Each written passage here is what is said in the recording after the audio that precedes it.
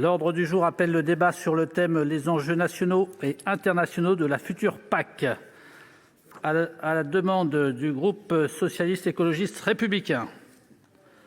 La parole est tout d'abord aux orateurs du groupe qui a demandé ce débat. Et la parole est à monsieur Jean-Claude Tissot pour le groupe socialiste, écologiste, républicain pour 4 minutes.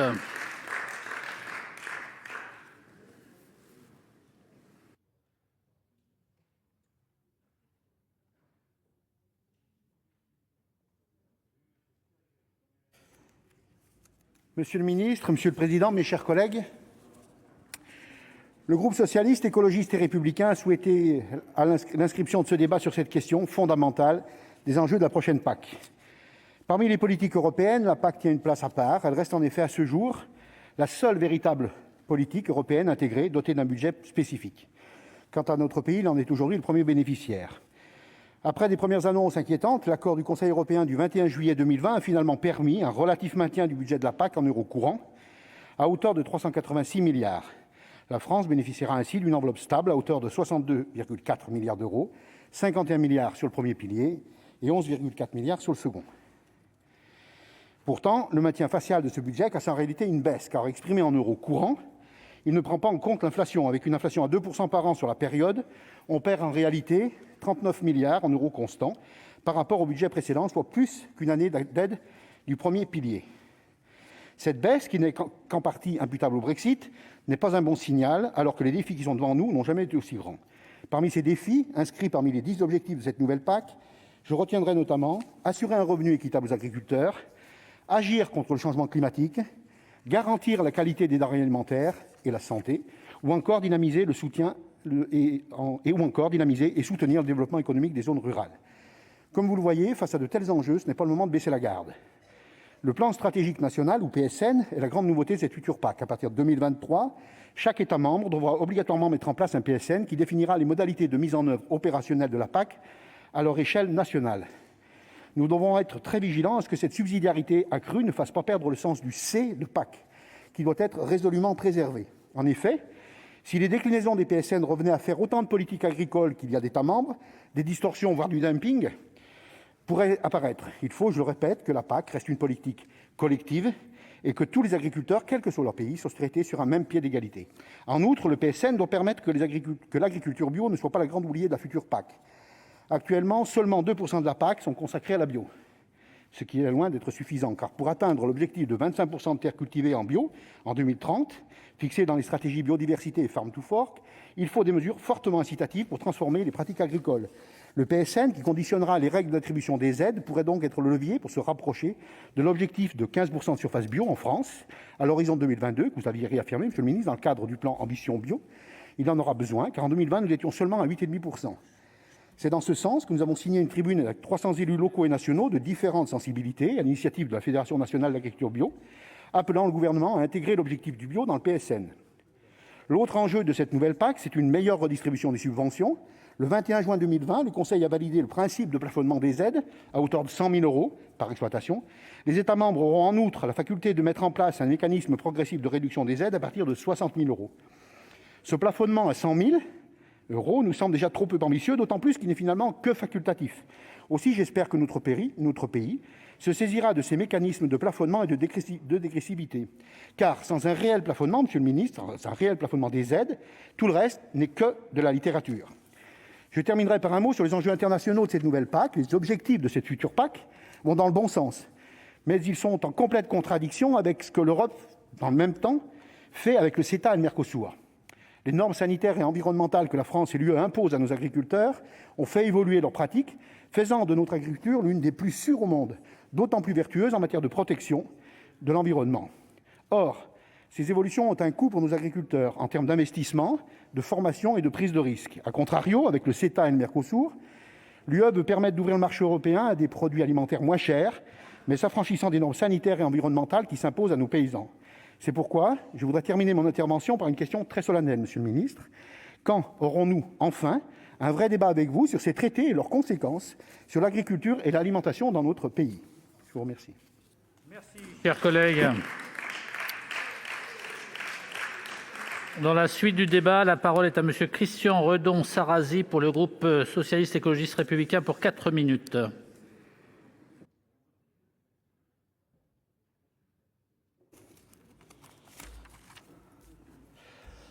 Monsieur le Président, Monsieur le Ministre, chers collègues, depuis une trentaine d'années, chaque phase de négociation de la PAC constitue une période d'incertitude pour les professionnels du monde agricole, en particulier pour les éleveurs. C'est précisément la définition des arbitrages pour répartir un budget en baisse qui ouvre le champ à de vives inquiétudes de la part de nombreux territoires et de filières. Le 7 avril dernier, vous avez notamment rappelé au Sénat, Monsieur le Ministre, que la PAC française devait encourager une agriculture des territoires avec une attention portée aux spécificités locales, le maintien des ICHN et une meilleure prise en compte des zones intermédiaires.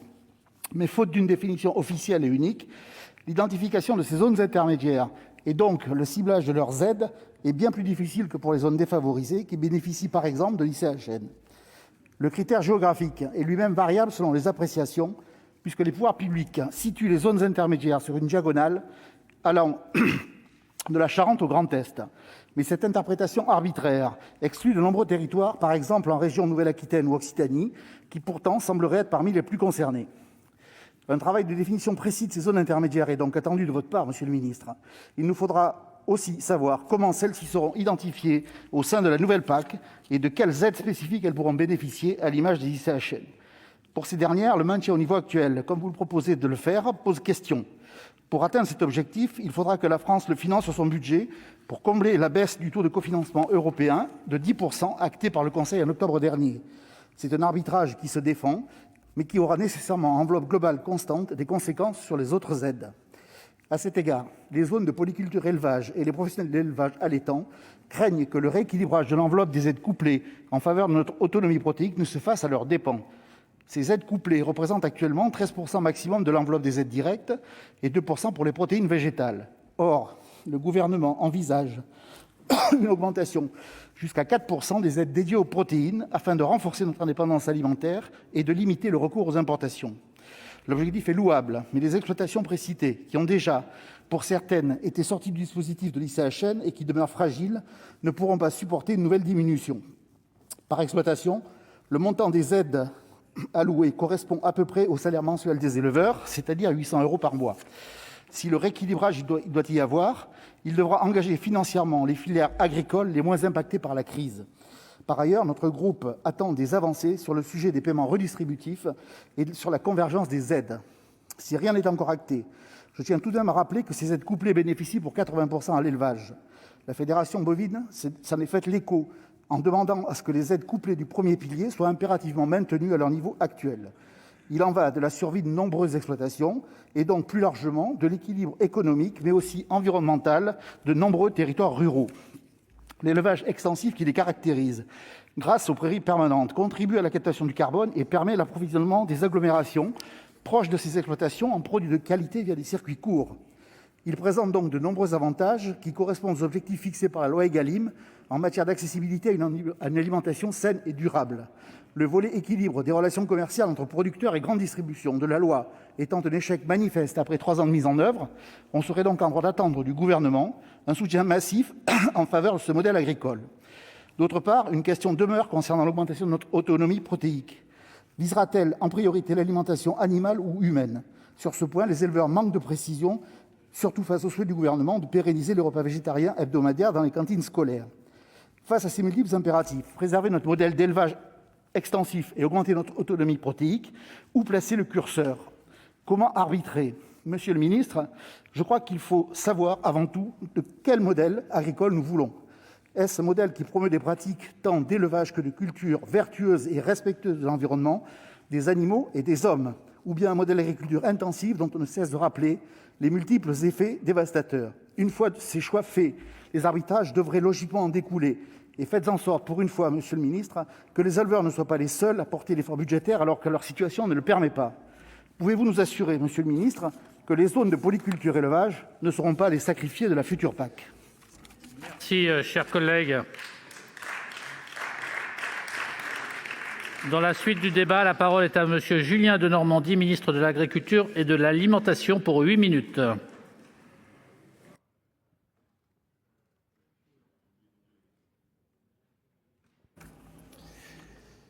Merci beaucoup. Monsieur le Président, Mesdames et Messieurs les sénateurs, le débat d'aujourd'hui porte effectivement sur une politique absolument structurante en matière de souveraineté, en matière de territoire, en matière de développement économique et d'environnement. Il s'agit de la politique agricole commune. Et au moment d'aborder ce débat, je voudrais d'abord simplement rappeler le contexte européen dans lequel se situe cette politique agricole commune. Vous l'avez dit, monsieur le sénateur Tissot, la première proposition de la Commission européenne en termes de budget de la politique agricole commune était un budget qui, pour la France, n'était absolument pas acceptable.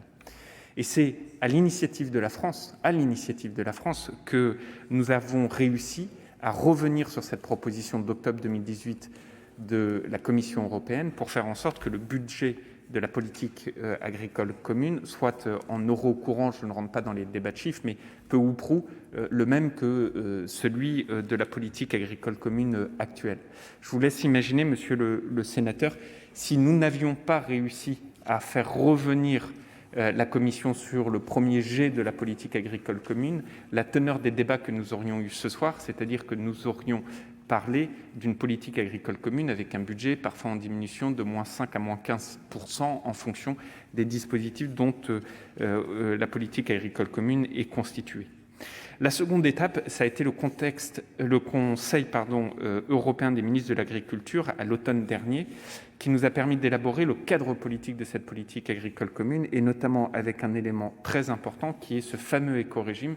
Et vous l'avez dit là aussi tous les deux à cette tribune, ces éco-régimes, ils doivent nous permettre de faire en sorte qu'ils s'appliquent à tous les États membres, sans exception, sans dérogation, pour faire en sorte que, enfin, cette convergence dans les normes et les standards agro-environnementaux, y compris au sein du marché commun, soit une réalité.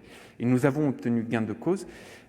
Reste maintenant à établir ce plan stratégique national. Et comme vous l'avez dit, monsieur le sénateur, il faut absolument veiller à ce que ces plans stratégiques nationaux ne créent pas à cette aune des distorsions de concurrence, mais soient bien tous conformes à ce cadre de la politique agricole commune. Les négociations au niveau européen, ça complexifie le débat, sont toujours en cours. Le trilogue n'est pas encore finalisé. Par exemple, l'éco-régime, on ne sait pas si ce sera 20, 25 ou 30% du premier pilier. Il nous faut faire avec. Ce trilogue probablement devrait se terminer d'ici la fin du mois de mai ou début du mois de juin, en tout cas sous présidence portugaise. Mais je tiens à dire qu'il y a déjà quelques avancées qui ont été actées, dont une qui me tenait particulièrement à cœur et sur laquelle nous nous sommes beaucoup battus, c'est l'inclusion du droit à l'erreur au sein de la politique agricole commune. Et je crois que c'est essentiel parce que combien d'entre vous ont déjà alerté le ministre que je suis ou mes prédécesseurs en disant il y a un rappel des paiements de la politique agricole commune qu'on considère souvent comme non justifié, tout simplement parce que le droit à l'erreur n'était pas inclus dans les fondamentaux de la politique agricole commune. Nous avons eu gain de cause, nous avons obtenu cette inclusion. Un autre exemple est la prolongation des autorisations de plantation viticole de 2030 à 2045 pour tous les grands défenseurs des territoires viticoles que vous êtes. On sait à quel point c'était une demande importante pour le secteur. Mais d'autres sujets sont encore sur la table. Je pense à l'éco-régime, je pense à la conditionnalité d'un certain nombre de règles, je pense à la rotation des cultures, qui est un sujet sur lequel nous nous battons beaucoup. Je pense à l'organisation commune des marchés, c'est-à-dire les mécanismes permettant de venir soutenir en cas de crise, et on l'a vu encore avec l'épisode dramatique de gel ces dernières semaines. Et face à cela, quel est notre agenda ? Notre agenda est de finaliser ce plan stratégique national d'ici la fin de l'année, ce qui nécessite de le finaliser au niveau national d'ici cet été, pour le conclure d'ici la fin de l'année avec la Commission. Pourquoi d'ici cet été ? Parce qu'une fois qu'on a, nous, finalisé la première version de ce plan stratégique national, il y a des évaluations environnementales qui doivent avoir lieu. Pour y parvenir, nous avons fait déjà beaucoup d'étapes. D'abord, l'exercice de diagnostic avec l'ensemble des filières. Ensuite, la consultation, le débat public que la loi demande de faire, avec plus de 1083 recommandations des citoyens, une très forte participation des citoyens à cet exercice, dont nous avons rendu toutes les conclusions au mois d'avril dernier. Et enfin, l'exercice de concertation et de consultation avec l'ensemble des filières, mais également des organisations civiles, notamment les ONG, et également, très important, les régions, parce que vous le savez, dans le cadre de la loi DADU que vous avez adoptée ici même, il y a un transfert d'une partie du deuxième pilier vers les régions, notamment sur ce qu'on appelle les aides non surfaciques, par exemple l'aide à l'installation des jeunes agriculteurs. Et donc toutes ces concertations sont en cours avec un calendrier qui aujourd'hui se précise, c'est-à-dire se resserre. Au-delà de tous ces éléments de contexte, quelle est la vision que je souhaite porter pour ce plan stratégique national ? Il y a 4 axes primordiaux et nous y reviendrons évidemment dans le débat dans le cadre des questions-réponses. Le premier axe, c'est une politique agricole commune qui doit être compétitive, c'est-à-dire qui doit assurer le revenu des agriculteurs, en tout cas dans ce cas-là, d'important pour le revenu des agriculteurs. Et ça nécessite quelque chose, c'est une certaine stabilité dans la politique agricole commune. Par exemple, ne plus refaire de gros transferts comme avait eu lieu lors des 2 précédentes politiques agricoles communes et qui, par exemple, dans le cadre des zones intermédiaires, monsieur le sénateur, avait conduit à une diminution très significative des paiements de base dans les zones intermédiaires, parce qu'il y avait eu ce transfert-là. Alors certains s'en réjouissaient, mais enfin d'autres, notamment dans les zones intermédiaires, ont payé les conséquences. Et donc moi, je pense qu'il faut une certaine forme de stabilité entre les territoires, entre les cultures, entre les filières végétales et animales. Le deuxième pilier, pour moi, c'est la souveraineté alimentaire. Cette souveraineté alimentaire, elle passe, vous l'avez dit, par exemple, sur des sujets protéiques, on y reviendra, elle passe aussi par le sujet de la structuration au sein des filières, elle passe aussi par un certain nombre de revues, on y reviendra également, mais dans le cadre des aides couplées, passer à un système qu'on appelle le système de l'UGB, dont on discute évidemment beaucoup avec la filière. Elle passe, et ça ne doit jamais être oublié, par agir sur d'autres piliers que la politique agricole commune. Je pense à Egalim, on en a beaucoup débattu dans cette haute assemblée, et un nouveau projet de texte arrivera dès le mois de juin à l'Assemblée nationale, puis au Sénat. Le troisième axe, c'est la transition agroécologique sur la base de cet écorégime, et il faut que cet écorégime il soit inclusif. Une transition agroécologique, c'est une transition, donc il faut qu'il soit inclusif pour accompagner les filières. On pourra y revenir également dans le détail. Ce qui m'importe, moi, pour l'écorégime, c'est qu'il soit appliqué par tous les États membres et qu'il soit inclusif au sein de nos cultures pour que ces cultures puissent être accompagnées dans les transitions et surtout pas exclues dans les transitions. C'est extrêmement important. Et puis le quatrième angle, c'est la prise en compte des territoires de montagne, des territoires dans leur spécificité et des zones intermédiaires. En dehors de ces 4 axes stratégiques, n'oublions jamais qu'il ne s'agit pas là d'un débat budgétaire. Le débat budgétaire, nous l'avons déjà eu, et c'est la France qui a eu gain de cause, et heureusement, et je vous remercie, monsieur le sénateur Tissot, parce que vous l'avez dit, et je vous en remercie beaucoup. Aujourd'hui, il s'agit de répartir cette enveloppe financière au sein des différentes productions et des différents territoires. Donc dès qu'on prend quelque part, ou plutôt dès qu'on met quelque part, ça veut dire qu'on prend dans un autre endroit. Donc dès qu'on dit il faut renforcer tel secteur, ça veut dire que de facto, on fait un transfert depuis un autre secteur vers ce secteur-là. Et je crois qu'il faut qu'on l'ait tous en tête, parce qu'à chaque fois qu'on demande un plus quelque part, où est-ce qu'on met le moins ? Et c'est évidemment quelque chose qui rend l'exercice particulièrement complexe. Pour conclure, je voudrais simplement insister sur 2 derniers points. En dehors du PSN, il y a vraiment cette nécessité de continuer à avancer sur la rémunération des agriculteurs dans le cadre de la revue de la loi Egalim. La loi Egalim a permis des avancées, mais il faut aller plus loin. Et le deuxième élément, je suis intimement convaincu qu'il faut, et je sais que c'est largement partagé à travers ces bancs, qu'il faut absolument aller plus loin dans ce qu'on appelle les clauses miroirs, c'est-à-dire au moment où on fait beaucoup plus de transition agroécologique au sein du marché commun européen, et l'écorégime devient standard, et c'est très bien ainsi, il faut absolument qu'on sorte d'une certaine forme d'hypocrisie qui consiste à toujours importer des produits qui ne respectent pas les propres standards imposés par l'Union européenne. Et ça ne nécessite pas qu'un travail au niveau européen, que je mènerai au titre de la présidence française de l'Union européenne, mais aussi un travail à l'international, notamment avec l'OMC, qui guide ces règles du commerce international. Et pour moi, c'est absolument essentiel, et j'en fais un marqueur fort de mon action. Je vous remercie. Merci, monsieur le ministre.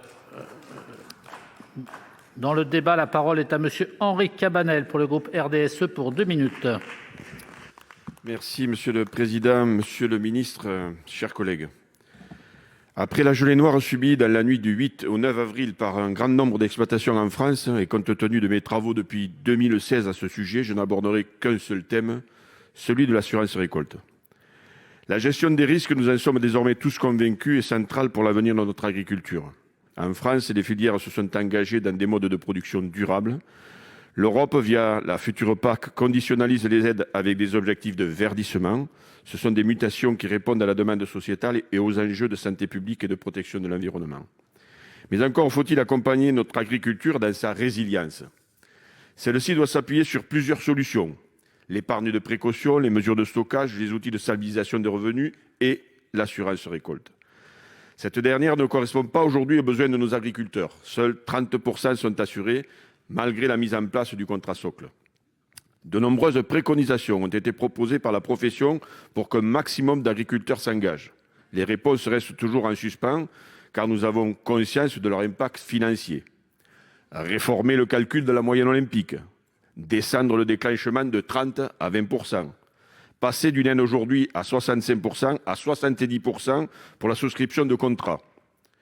Le 24 juin 2020, lors du débat sur la proposition de résolution de notre groupe RDSE, M. Marc Fesneau avait évalué le surcoût important sur un budget de près de 2 milliards du second pilier.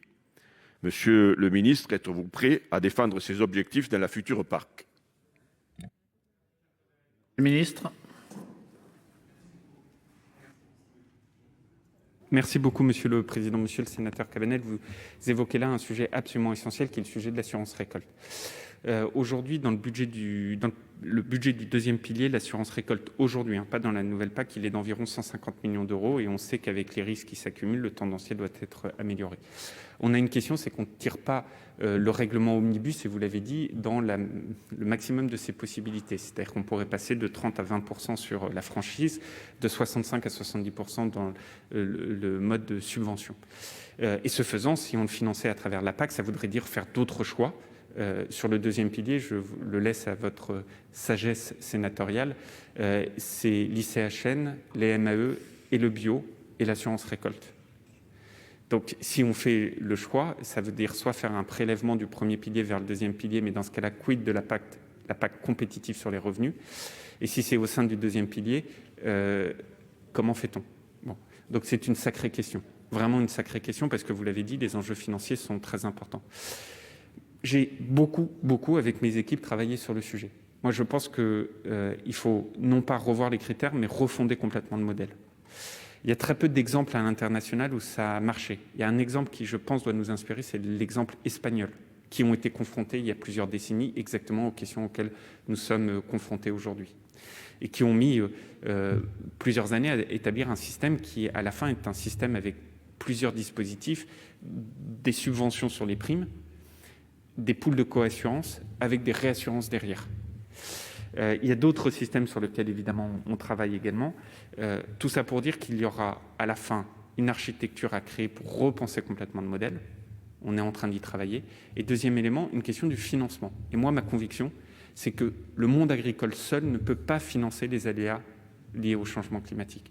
Et si on dit que c'est sur la PAC, en fait, ça revient à dire c'est uniquement le monde agricole. Et donc moi, je pense qu'il faut, à la fin des fins, assumer aussi, si on veut pérenniser le dispositif, une sorte de solidarité nationale pour venir accompagner le monde agricole, confère sinon la difficulté des choix que je vous ai résumé en début de réponse à votre question. Monsieur le ministre, Monsieur Cabanel. Oui, merci, monsieur le ministre, de votre réponse. Je suis bien conscient des enjeux financiers, mais vous savez aussi l'importance du plan que vous allez mettre en place, et je vous en remercie. Vous avez annoncé dans l'Hérault plus d'1 milliard d'euros par rapport à cette gelée noire exceptionnelle par son intensité et son ampleur. Mais les professionnels attendent beaucoup quand même de ce choix. Alors je le conçois, il y a un choix, il faut effectivement, avec les budgets contraints, faire des choix. Vous me rassurez dans ce que vous venez de dire, puisque effectivement vous voulez qu'il y ait une solidarité plus large que le monde agricole, et je pense que c'est important. En tout cas, et je le sais que vous connaissez comme moi les enjeux, comme nous tous ici, mais cette agriculture, notre agriculture, a besoin plus que jamais, et notamment dans des circonstances comme on vient de vivre, d'une certaine résilience qui passera effectivement par des propositions que nous attendons vraiment fermement. Merci, chers collègues. La parole est à Gérard Lahellec pour le groupe CRCE pour 2 minutes. Merci, Monsieur le Président. Monsieur le Ministre, le traité de Lisbonne spécifie que la PAC a pour but d'assurer la stabilité des marchés et surtout un revenu équitable aux agriculteurs. Je ne fais que citer là le traité de Lisbonne lui-même. Force est de constater quand même que depuis le découplage des aides, ces objectifs ne sont plus remplis. Or, la PAC demeure un levier d'accompagnement majeur de l'agriculture. Je conçois que l'exercice soit complexe et je conçois que les aides du premier pilier soient structurantes pour l'économie d'un grand nombre d'exploitations agricoles. Toutefois, 2 chiffres. Un maraîcher qui exploite 1 hectare et emploie 5 salariés perçoit 5 000 € de PAC, quand un céréalier qui exploite 5 000 hectares en percevra 1 million. Bref, on a besoin d'un paiement plus redistributif, plus juste, et il conviendrait donc d'avoir une distribution plus équitable qui permettrait une meilleure rémunération aussi, par exemple, des 52 premiers hectares. On voit bien qu'on a besoin donc d'une politique redistributive. Ce qui est vrai pour ceci est vrai pour le deuxième pilier, et il ne serait pas anormal non plus que vous puissiez vous appuyer sur les collectivités territoriales et singulièrement les régions pour définir la mise en œuvre d'un certain nombre de dispositions spécifiques du deuxième pilier. Je conclus donc en vous disant qu'il faut obtenir de l'Europe 2 choses: le principe de subsidiarité avec l'accompagnant, la possibilité pour la France de moduler et de plafonner elle-même ses aides. Chers collègues, monsieur le ministre. Merci beaucoup, monsieur le sénateur. Si je résume, vous dites, et je le conçois vis-à-vis du territoire que vous représentez, même si vous représentez évidemment toute la nation, mais vis-à-vis du territoire de vos origines, vous dites qu'il faut avoir plus de paiements redistributifs, notamment sur les 52 hectares. Je le conçois. Je laisse monsieur le sénateur Redon Sarrazy vous dire ce que les agriculteurs en penseraient sur son propre territoire, alors que pourtant vous avez des pensées et des valeurs qui ne sont pas si éloignées l'un de l'autre. Mais dans les zones intermédiaires, le paiement redistributif a une conséquence très importante, mais très importante, sur le revenu des agriculteurs là-bas. Voilà. Et la difficulté, elle est là, parce que ce qui est probablement favorable pour les agriculteurs de votre territoire ne le sont pas du tout pour des agriculteurs d'autres territoires, et notamment dans les zones intermédiaires. Le paiement redistributif dans les zones intermédiaires a fait que le niveau de rémunération de base, ces fameux DPB, ces paiements de base, sont aujourd'hui dans les zones intermédiaires inférieurs à la moyenne nationale et très inférieurs à des moyennes dans le reste de l'Europe. Et ceux qui aujourd'hui disent qu'il faut faire beaucoup plus de paiements redistributifs, par exemple passer de 10 à 20%, mais ont-ils évalué plutôt les conséquences dans les zones intermédiaires?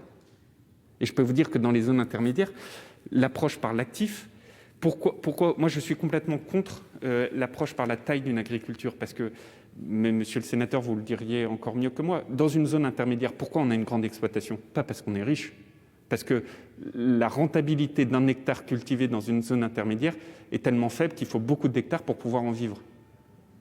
C'est ça la réalité. Et donc, si au même moment vous incluez le paiement redistributif, dans les zones intermédiaires, vous aurez une conséquence dramatique. Et donc, c'est là où il nous faut trouver un juste équilibre.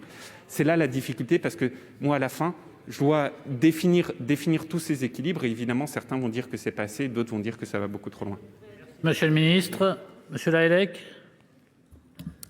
J'entends les arguments, mais il faut tout simplement être plus juste. Moi, j'observe que l'Allemagne infléchit un peu ses politiques dans un sens plus redistributif. Il arrive qu'on fasse référence à la politique allemande, y compris dans cette enceinte. Donc, c'est une mesure de justice, à mon sens, qui pourrait être mieux définie et qui pourrait relever de la compétence des choix politiques de l'État français. Chers collègues, Oui, j'entends. monsieur Pierre Louault, pour le groupe Union centriste. Monsieur le ministre, monsieur le président, mes chers collègues. D'abord, je voudrais saluer le travail du ministre de l'Agriculture qui a engagé une forte concertation, qui a conduit multiples hypothèses. C'est vrai qu'il y a une enveloppe pour conduire une politique européenne, une politique agricole commune. Il faut continuer à se battre pour infléchir la politique européenne, pour que les pays de cette Europe aient les mêmes règles et des marges de manœuvre locales beaucoup plus réduites. Sinon, la concurrence, déjà l'agriculture française est soumise à des règles de concurrence qu'elle a du mal à tenir. Monsieur le ministre, j'ai déjà eu l'occasion de vous parler des zones intermédiaires et je sais que vous accaparez de ce sujet. Mais sur ces zones intermédiaires, et en plus le schéma est un peu faussé parce qu'à travers les zones intermédiaires, il y a souvent des vignobles, par exemple, qui augmente le revenu global des agriculteurs. La situation de l'agriculture est catastrophique. Plus de revenus, plus de jeunes qui veulent s'installer, et malheureusement, l'issue de ces terres, c'est l'agrandissement parce qu'il n'y a pas d'autre solution pour les propriétaires et que d'urgence, il faut trouver ces solutions pour les zones intermédiaires qui en plus sont des zones de polyculture, d'élevage bovin en partie, de céréales d'autre partie. Et c'est vrai que la suppression des zones défavorisées sur les zones intermédiaires a été une catastrophe pour l'élevage. Je voudrais vous dire également, monsieur le ministre, qu'il faut se battre pour ne pas faire de surtransposition des règles françaises. Il faut des règles européennes et rien que des règles européennes. Et enfin, je voulais vous dire qu'il fallait, même si les calculs sont forcément un peu compliqués, il faut faire simple pour éviter tous les conflits de contrôle pour les agriculteurs et même de contrôle pour la France, puisqu'elle a déjà été condamnée parce que la lisibilité n'était pas suffisante et les règles n'étaient pas forcément respectées. Merci, cher collègue. Monsieur le ministre. Merci beaucoup, Monsieur le Président. Merci, Monsieur le sénateur Louault, pour vos mots. Oui, les zones intermédiaires, pour moi, est une priorité et je l'ai dit dès que j'ai été nommé à ce poste, parce que je pense qu'aujourd'hui, on parle de zones qui concernent probablement 80 à 90 000 agriculteurs et qui, effectivement, ont vu les 2 dernières politiques agricoles communes impacter très largement leurs propres revenus. La difficulté, c'est qu'on part d'un existant. Et dans cet existant, la demande de ces zones intermédiaires, à juste titre, est d'augmenter la rémunération. Bon. Mais augmenter la rémunération, et ça prolonge d'ailleurs la discussion, nécessiterait quoi? Si on voulait augmenter la rémunération, je parle de la rémunération, donc du premier pilier, ça nécessiterait de faire des transferts massifs au sein du premier pilier, et les seuls transferts massifs au sein du premier pilier qui sont possibles, c'est entre les aides couplées et le paiement de base. Alors là, je me retourne vers les autres représentants du secteur d'élevage. Et là, je vous laisse imaginer le débat que vous allez avoir entre vous. Bon. Et donc, il faut retrouver à nouveau un équilibre. Bon. Et sur cet équilibre, il faut avoir en tête dans les zones intermédiaires au moins 2 choses. Le premier, c'est que le fameux éco-régime que j'évoquais, il a une vertu très intéressante pour les zones intermédiaires, c'est que l'éco-régime, il consiste en fait à répartir de 20 à 30%, on ne connaît pas encore le chiffre, du premier pilier à l'ensemble des agriculteurs dès lors qu'ils atteignent les conditions de l'éco-régime. Mais cette répartition, il le fait sur quoi? Sur la base d'un taux moyen à l'échelle nationale du paiement de base.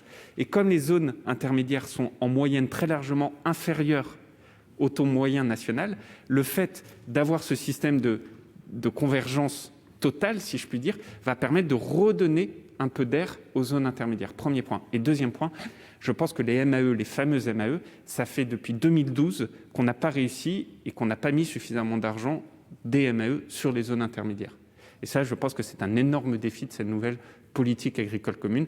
Je pourrais parler d'autres sujets aussi, mais je vois que le temps est imparti. Mais en tout cas, pour moi, c'est évidemment un sujet de très, très grande attention. Merci, monsieur le ministre. La parole est à madame Gisèle Jourda pour le groupe socialiste, écologiste, républicain pour 2 minutes. Merci, monsieur le président. Monsieur le ministre, mes chers collègues, imputé sur le second pilier de la PAC, l'ICHN représente environ 1,1 milliard d'euros par an, bénéficiant à 1/3 des exploitations françaises. Monsieur le ministre, vous vous êtes engagé publiquement à plusieurs reprises en faveur du maintien en l'état de l'enveloppe consacrée aux ICHN dans la nouvelle PAC. Malgré ce, le taux de cofinancement européen proposé par le Conseil passe de 75 à 65%, ce qui veut dire que si ce taux était définitivement retenu et que la France décidait de maintenir l'enveloppe actuelle, elle devrait financer sur son budget 10% supplémentaires, soit environ 108 millions d'euros. Dans le contexte de la négociation qui va s'ouvrir demain, à enveloppe fermée, quels arbitrages comptez-vous faire pour financer ces 108 millions d'euros, si bien entendu vous comptez le faire? Second volet, lié aux conséquences de la sortie du zonage des zones défavorisées dites simples, ayant fait l'objet d'une révision en 2018, qui eut pour effet d'exclure 1 350 communes de la cartographie présentée à la Commission européenne par vos prédécesseurs Et ce, monsieur le ministre, dans des conditions plus que déplorables, au vu desquelles il s'était fermement engagé, ici, à cette tribune, à accompagner par de multiples mesures les exploitations qui sortaient du dispositif pour éviter l'effet ciseau. Qu'en est-il dans l'Aude? Rien, nada. L'ICHN a bel et bien disparu, mais aucune des promesses faites n'ont été tenues. Quel dispositif avez-vous prévu pour aider, soutenir ces agriculteurs, ces éleveurs qui ne demandent qu'à vivre dignement de leurs exploitations? Chers collègues, monsieur le ministre. Merci beaucoup, Monsieur le Président. Madame la sénatrice Jourda, 2 points très importants. D'abord sur l'ICHN. Donc l'ICHN, ça nous emmène sur le deuxième pilier de la PAC. Et ce deuxième pilier de la PAC, il est financé par quoi? Par le budget dont on est convenu au niveau européen et par potentiellement des transferts du premier pilier vers le deuxième pilier. Mais qui dit transfert du premier pilier vers le deuxième pilier dit diminution de la rémunération de nos agriculteurs. Autant vous dire que moi qui prône une PAC compétitive, j'y suis pas très favorable. Et ça veut dire que sur le deuxième pilier, qui est composé des MAE très importantes, parce que ça me permet de répondre à votre deuxième question, comment on fait pour accompagner aujourd'hui de manière spécifique? Il y a différents points, mais enfin, si je devais en résumer un, c'est quand même beaucoup les MAE. Et donc, ça veut dire qu'on a un premier enjeu, c'est de maintenir le niveau des MAE. Deuxième enjeu, c'est de maintenir le niveau de l'ICHN. Troisième enjeu, c'est la question de l'assurance récolte qu'ont fait M. Cabanel, le sénateur Cabanel. Quatrième enjeu, c'est la bio. C'est les 4 principaux enjeux du deuxième pilier. Et si on veut maintenir les ambitions, il faut que l'État, sur le budget national, effectivement, n'apporte pas 108, mais même 140 millions d'euros. Et donc, au moment où on négocie cette PAC, il y a aussi des choix budgétaires qu'il va nous falloir faire, parce que si on veut maintenir l'ambition de la PAC sur le deuxième pilier, il faut que la France, sur son budget national, abonde à hauteur de 140 millions d'euros supplémentaires le deuxième pilier pour maintenir les ambitions du deuxième pilier. Voilà. Et ça, c'est les discussions que nous avons au sein du gouvernement en ce moment. Et pour moi, il faut une très grosse ambition sur ce deuxième pilier. Donc, tout ça est en cours de discussion. Mais il faut avoir en tête que ce dont on parle nécessite en plus un effort supplémentaire de l'État à hauteur de 140 millions d'euros sur le deuxième pilier. Ça montre toute l'ambition qui est la nôtre, mais aussi toute la tâche très importante, parce que c'est la seule condition pour laquelle on peut avoir une ambition bio, maintenir les MAE, maintenir l'ICHN et maintenir le tendanciel de l'assurance récolte. Voilà dont on parle. On mesure la taille, c'est 140 millions d'euros par an. Ça veut dire 700 millions d'euros sur la période. Et monsieur le ministre, Madame Jourda. Oui, monsieur le ministre, j'entends vos propos, mais ce que je souhaite dire, et je vous l'ai dit quand vous êtes venu dans l'Aude, je crois que lorsqu'on fait certains effets d'annonce et lorsqu'on promet à nos agriculteurs de les accompagner lorsqu'il y a des coups rudes, comme une sortie d'une cartographie ou comme lorsqu'ils font face à des risques naturels, je pense qu'il faut avoir, à mon sens, le respect de la parole donnée. Et là, je compte vraiment que des accompagnements soient au rendez-vous pour atténuer le drame que vivent ces éleveurs et agriculteurs qui ne peuvent plus vivre et surtout pour les jeunes qui sont touchés et qui avaient investi sur des secteurs vraiment défavorisés. Merci, chers collègues. Monsieur Jean-François Rapin pour le groupe Les Républicains pour 2 minutes. Oui, Monsieur le Président, Monsieur le Ministre, depuis sa présentation le 1er juin 2018, le projet de réforme de la Commission européenne pour la politique agricole commune a nourri de difficiles échanges au sein du Conseil et du Parlement européen. Le Sénat a effectué pour sa part un important travail de réflexion et de proposition. 3 résolutions européennes ont été adoptées en 2017, 2018 et 2019, les 2 dernières en séance publique et à l'unanimité. Au-delà de la question de la stabilité des moyens budgétaires, nous nous sommes vivement inquiétés de l'architecture générale du projet de la Commission européenne, à savoir de l'impact du nouveau mode décentralisé de la mise en œuvre de la PAC. Décentraliser la PAC, c'est prendre le risque de distorsion de concurrence supplémentaire au sein du marché unique. Le Sénat y voit un réel danger de remplacement de la PAC par 27 politiques agricoles nationales dans chacun des États membres, désormais de moins en moins compatibles entre elles. En dernière analyse, nous courons le risque d'une déconstruction de la PAC. Or, sur tous ces points essentiels, la position de la Commission européenne n'a pour ainsi dire jamais changé d'un iota. Et vos prédécesseurs, depuis 2017, Monsieur le Ministre, n'ont pas agi à temps et efficacement pour faire bouger les lignes. Cette réforme ne correspondra donc guère aux vœux du Sénat ni aux besoins de nos agriculteurs, dont l'inquiétude va croissant. Reste désormais à clarifier un problème de fond, celui de l'articulation entre les modalités détaillées de la future PAC et la transcription juridique des objectifs affichés dans la transition verte. J'en viens ainsi à mes deux questions qui sont liées. Qu'en est-il de la publication par la Commission européenne de ces études d'impact sur les stratégies biodiversité et fourchettes à la table et de ferme à la table, pardon. Comment, selon vous, articuler la réforme de la PAC et le Green Deal si l'on veut éviter un recul drastique de la production agricole européenne à l'horizon 2030, que le ministère américain de l'Agriculture évalue pour sa part à 12%? Et ensuite, de taille cette question, elle aussi, face à une perspective de décroissance d'une telle ampleur de nos productions nationales, que deviendrait l'objectif de souveraineté alimentaire? Merci, cher collègue. Monsieur le ministre. Merci, Monsieur le Président. Monsieur le sénateur Rapin, plusieurs points. D'abord, je vous trouve sévère dans votre analyse sur la régionalisation de la PAC pour 2 points. Un, parce que le cadre politique de la PAC, c'est les ministres qui l'ont défini. Et le cadre politique qu'on a défini en octobre, il est très précis. Mais alors vraiment, il est très précis.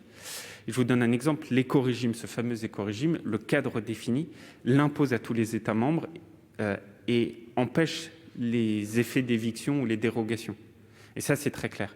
Le deuxième élément, c'est que moi, je me bats beaucoup, je n'ai pas encore eu gain de cause, mais je me bats beaucoup pour que les fameux plans stratégiques nationaux ne soient pas simplement signés dans des bureaux entre les États membres et la Commission, mais soient présentés au niveau du Conseil des ministres. Parce que je considère que ce plan stratégique national, c'est un document politique où tous les États membres, tous les ministres des États membres doivent pouvoir en avoir connaissance et discuter dans l'enceinte. Deuxième élément. Sur vos 2 questions, l'étude d'impact, on ne l'a toujours pas. Et je peux vous dire qu'on est plusieurs ministres au niveau européen à ne cesser de demander la réalisation de cette étude d'impact parce que c'est un énorme problème de ne toujours pas disposer de cette étude d'impact, qui plus est d'un pur signal démocratique. On parle de quelque chose dont la seule étude d'impact aujourd'hui fait, je parle de la stratégie Farm to Fork, est américaine. C'est absolument pas acceptable. Donc, on est plusieurs États membres à suivre de très près la chose pour qu'on puisse enfin disposer de notre propre étude d'impact. Premier point. Deuxième point, il faut faire attention. La stratégie Farm to Fork est très différente de la PAC. La stratégie Farm to Fork, elle donne des ambitions. Les conditions, c'est la PAC. Mais la Farm to Fork, ce sont des ambitions. C'est très différent. Et ce qui minimise d'ailleurs les conséquences du point précédent. Enfin, dernier élément, sur le Green Deal, cette fois-ci, moi je fais partie de ceux qui considèrent que la PAC est un des éléments de ce Green Deal. Mais si d'un côté on fait tout ce qu'on est en train de faire sur la PAC et de l'autre côté la filière commerce, le fameux trade, ne suit pas, bah là c'est raté. Et donc, moi, je me bats beaucoup, avec mes collègues, notamment Franck Riester et Clément Beaune, pour dire, à partir du moment où on s'est tous mis d'accord sur un éco-régime qui est des standards de base dans la filière agricole, il faut que ce socle, il soit transposé dans la filiale commerce pour faire en sorte que demain, il ne puisse plus y avoir d'accord sans ce même socle et donc lutter contre ces distorsions de concurrence à l'échelle internationale. Merci. La parole est à monsieur Alain Marc pour le groupe Les Indépendants pour 2 minutes. Merci Monsieur le Président, Monsieur le Ministre, mes chers collègues. Le violent épisode de gel que nos agriculteurs vivent vient alourdir des années compliquées. Je tiens à nouveau à leur apporter tout mon soutien et à saluer leur courage. En Aveyron, l'arboriculture a été touchée. Les annonces, notamment la création d'un fonds de solidarité exceptionnel doté d'1 milliard d'euros, sont des nouvelles rassurantes. Tout à l'heure, mon collègue Cabanel l'a indiqué. Les enjeux restent nombreux. Le changement climatique, la pandémie de Covid-19, les défis de souveraineté, d'alimentation et bien d'autres. L'agriculture est, depuis toujours, synonyme d'adaptation. Je voudrais faire remonter les craintes de nos agriculteurs de zones très rurales au sujet de la future PAC. Les exploitations y sont de taille moyenne, voire petite. Leur modèle est souvent orienté vers l'élevage. Je rappelle que l'Aveyron est le premier département ovin de France et un des tout premiers au niveau bovin.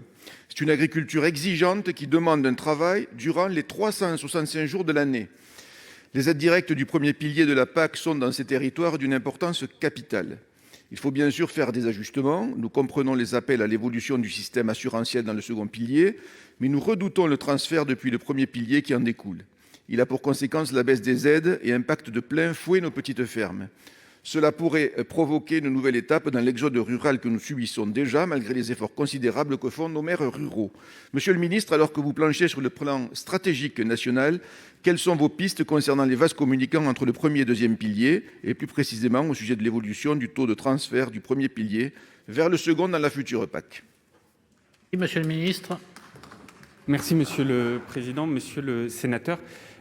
Comme je disais, pour moi, il y a 4 maîtres mots dans la nouvelle politique agricole commune. Une politique agricole commune compétitive, c'est-à-dire de production, une politique agricole commune qui tient compte des spécificités des territoires, une politique agricole commune qui accompagne, et le mot est très important, les transitions notamment agroécologiques, et une politique agricole commune qui nous permette de regagner en souveraineté alimentaire. Une fois que j'ai dit ces 4 objectifs, on voit bien que cela n'est possible que si j'arrive à stabiliser le premier pilier, parce que ce premier pilier et la rémunération, on en a beaucoup parlé lors des différentes premières prises de parole, et qu'au même moment, si on veut faire l'accompagnement du deuxième pilier, comme je le disais à Madame la sénatrice, ça nécessite que l'État vienne abonder à hauteur de 140 millions d'euros le deuxième pilier par an pendant 5 ans, soit 700 millions d'euros.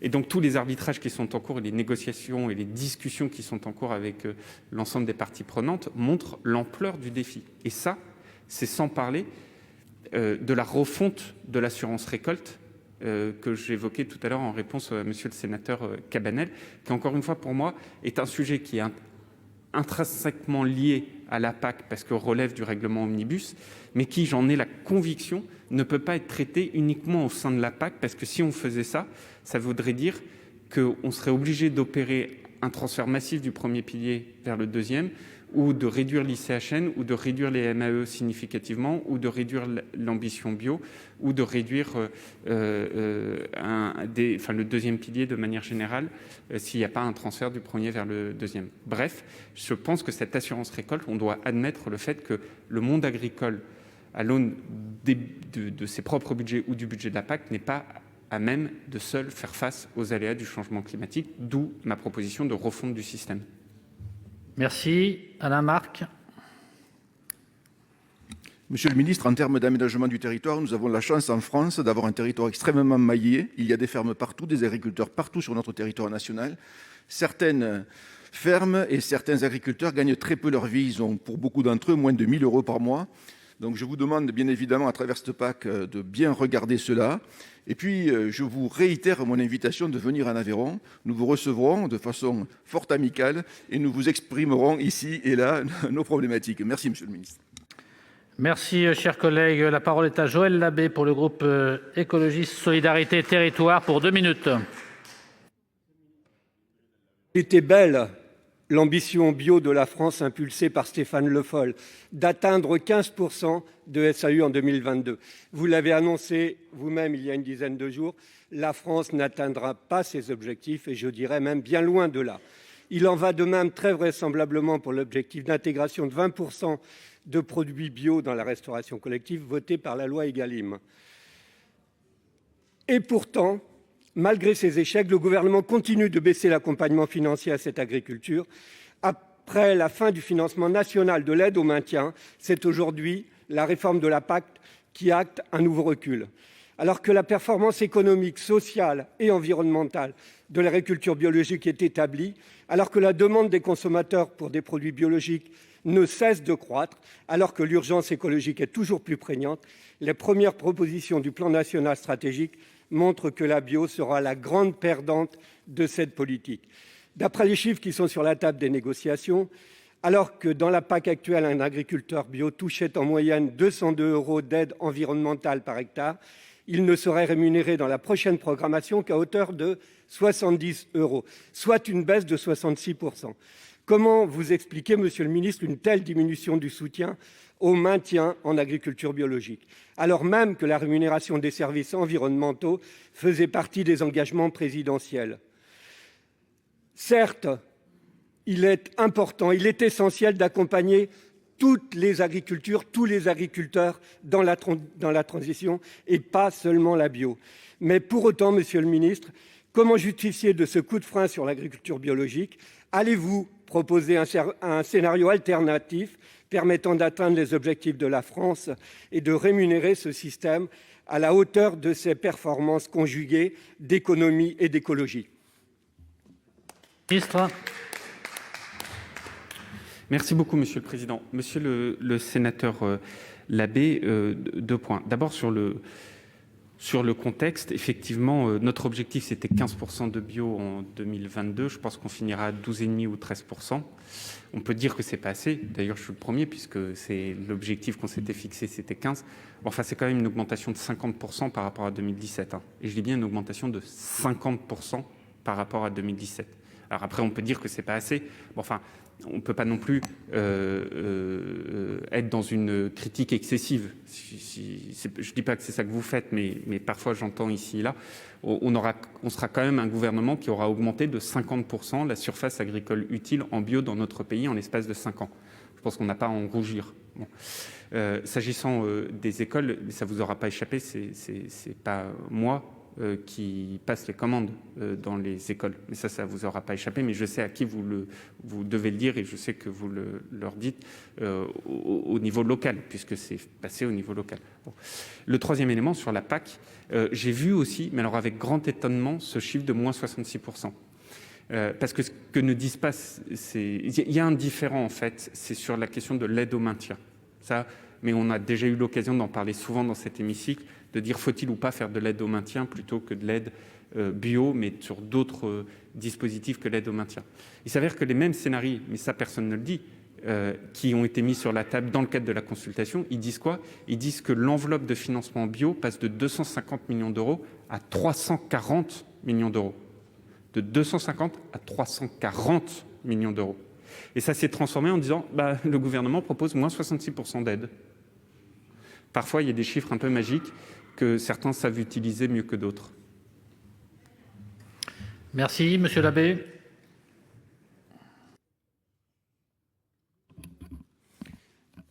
Oui, sur les grandes masses, mais il y a un développement extraordinaire de l'agriculture biologique, vous ne pouvez pas le nier, et elle doit encore être accélérée. L'attention aux revenus des agriculteurs est absolument louable et nécessaire, mais beaucoup d'agriculteurs restent aussi oubliés de la PAC. Je pense aux petites fermes, aux maraîchers, aux arboriculteurs, aux paysans herboristes qui sont en marge et non pris en considération, alors que la résilience, l'emploi, le respect de l'environnement, ils l'assurent. Merci, chers collègues. La parole est à Madame Patricia Schillinger pour le groupe RDPI pour 2 minutes. Merci Monsieur le Président, Monsieur le Ministre. Pour notre pays, qui occupe la première place de l'Union européenne en matière agricole, l'agriculture est un secteur stratégique. Ce secteur est aujourd'hui au carrefour de nombreux enjeux. En plus de devoir assurer la souveraineté alimentaire de notre pays, il doit répondre à une exigence croissante de qualité. Il s'agit aussi pour la profession de s'orienter vers une agriculture plus durable, respectueuse de l'environnement et soucieuse du climat. Répondre à ces enjeux nécessite de la part des agriculteurs qui réalisent de gros efforts, alors même qu'ils sont déjà soumis à de nombreuses contraintes telles que la multiplication des aléas climatiques ou encore la volatilité des prix. Dans ce contexte, les négociations en cours concernant la PAC constituent un enjeu de taille pour notre pays et ses agriculteurs. À ce titre, nous savons tous que vous n'avez pas ménagé vos efforts pour placer la France au cœur des enjeux européens, ce qui a permis à la PAC de demeurer le premier budget européen et à notre pays de conserver l'enveloppe qui lui était allouée. Ces aides de la PAC, sans lesquelles beaucoup d'agriculteurs auraient des revenus négatifs, doivent les encourager sur le chemin de cette mutation. Les contours encore flous de cette nouvelle PAC suscitent toutefois des inquiétudes chez les agriculteurs. Ils craignent notamment qu'une mise en œuvre différenciée des objectifs de la PAC au travers des plans stratégiques nationaux n'aboutisse à des situations de distorsion de concurrence entre les États membres. Ils se soucient également des critères d'accès aux éco-régimes qui se doivent d'être le plus inclusifs et incitatifs possible. Comment entendez-vous répondre à ces inquiétudes et plus largement préserver la compétitivité et la rentabilité de notre agriculture tout en encourageant sa mutation vers un modèle plus durable et plus raisonné ?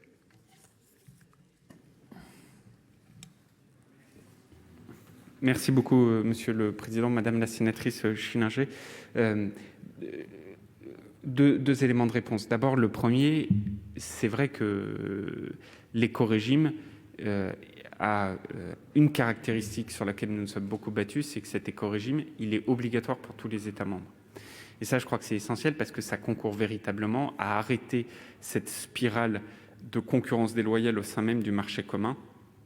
Et il n'y a rien de plus à la fois décourageant et désespérant que de se retrouver avec deux produits issus de deux lieux de production différents au sein de l'Europe, mais sur le même marché commun, qui ne répondent pas aux mêmes normes de production.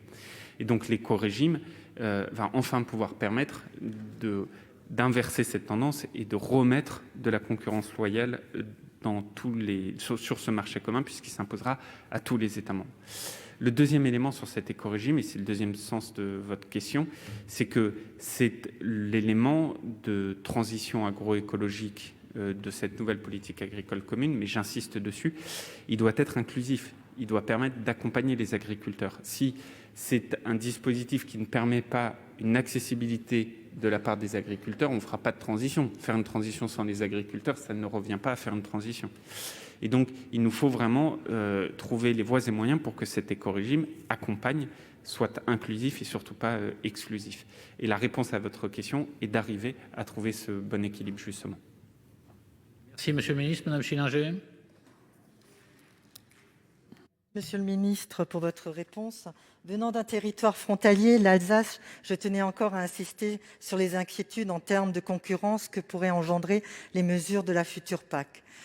Le risque de concurrence déloyale existe à l'intérieur des frontières de l'Union, mais aussi aux portes de l'Union européenne. Aussi, nous comptons sur vous, avec l'Europe, pour veiller à ce que les importations extra-européennes répondent à des exigences qui soient au moins équivalentes à celles que nous imposons à nos agriculteurs. Il en va de la survie de notre agriculture.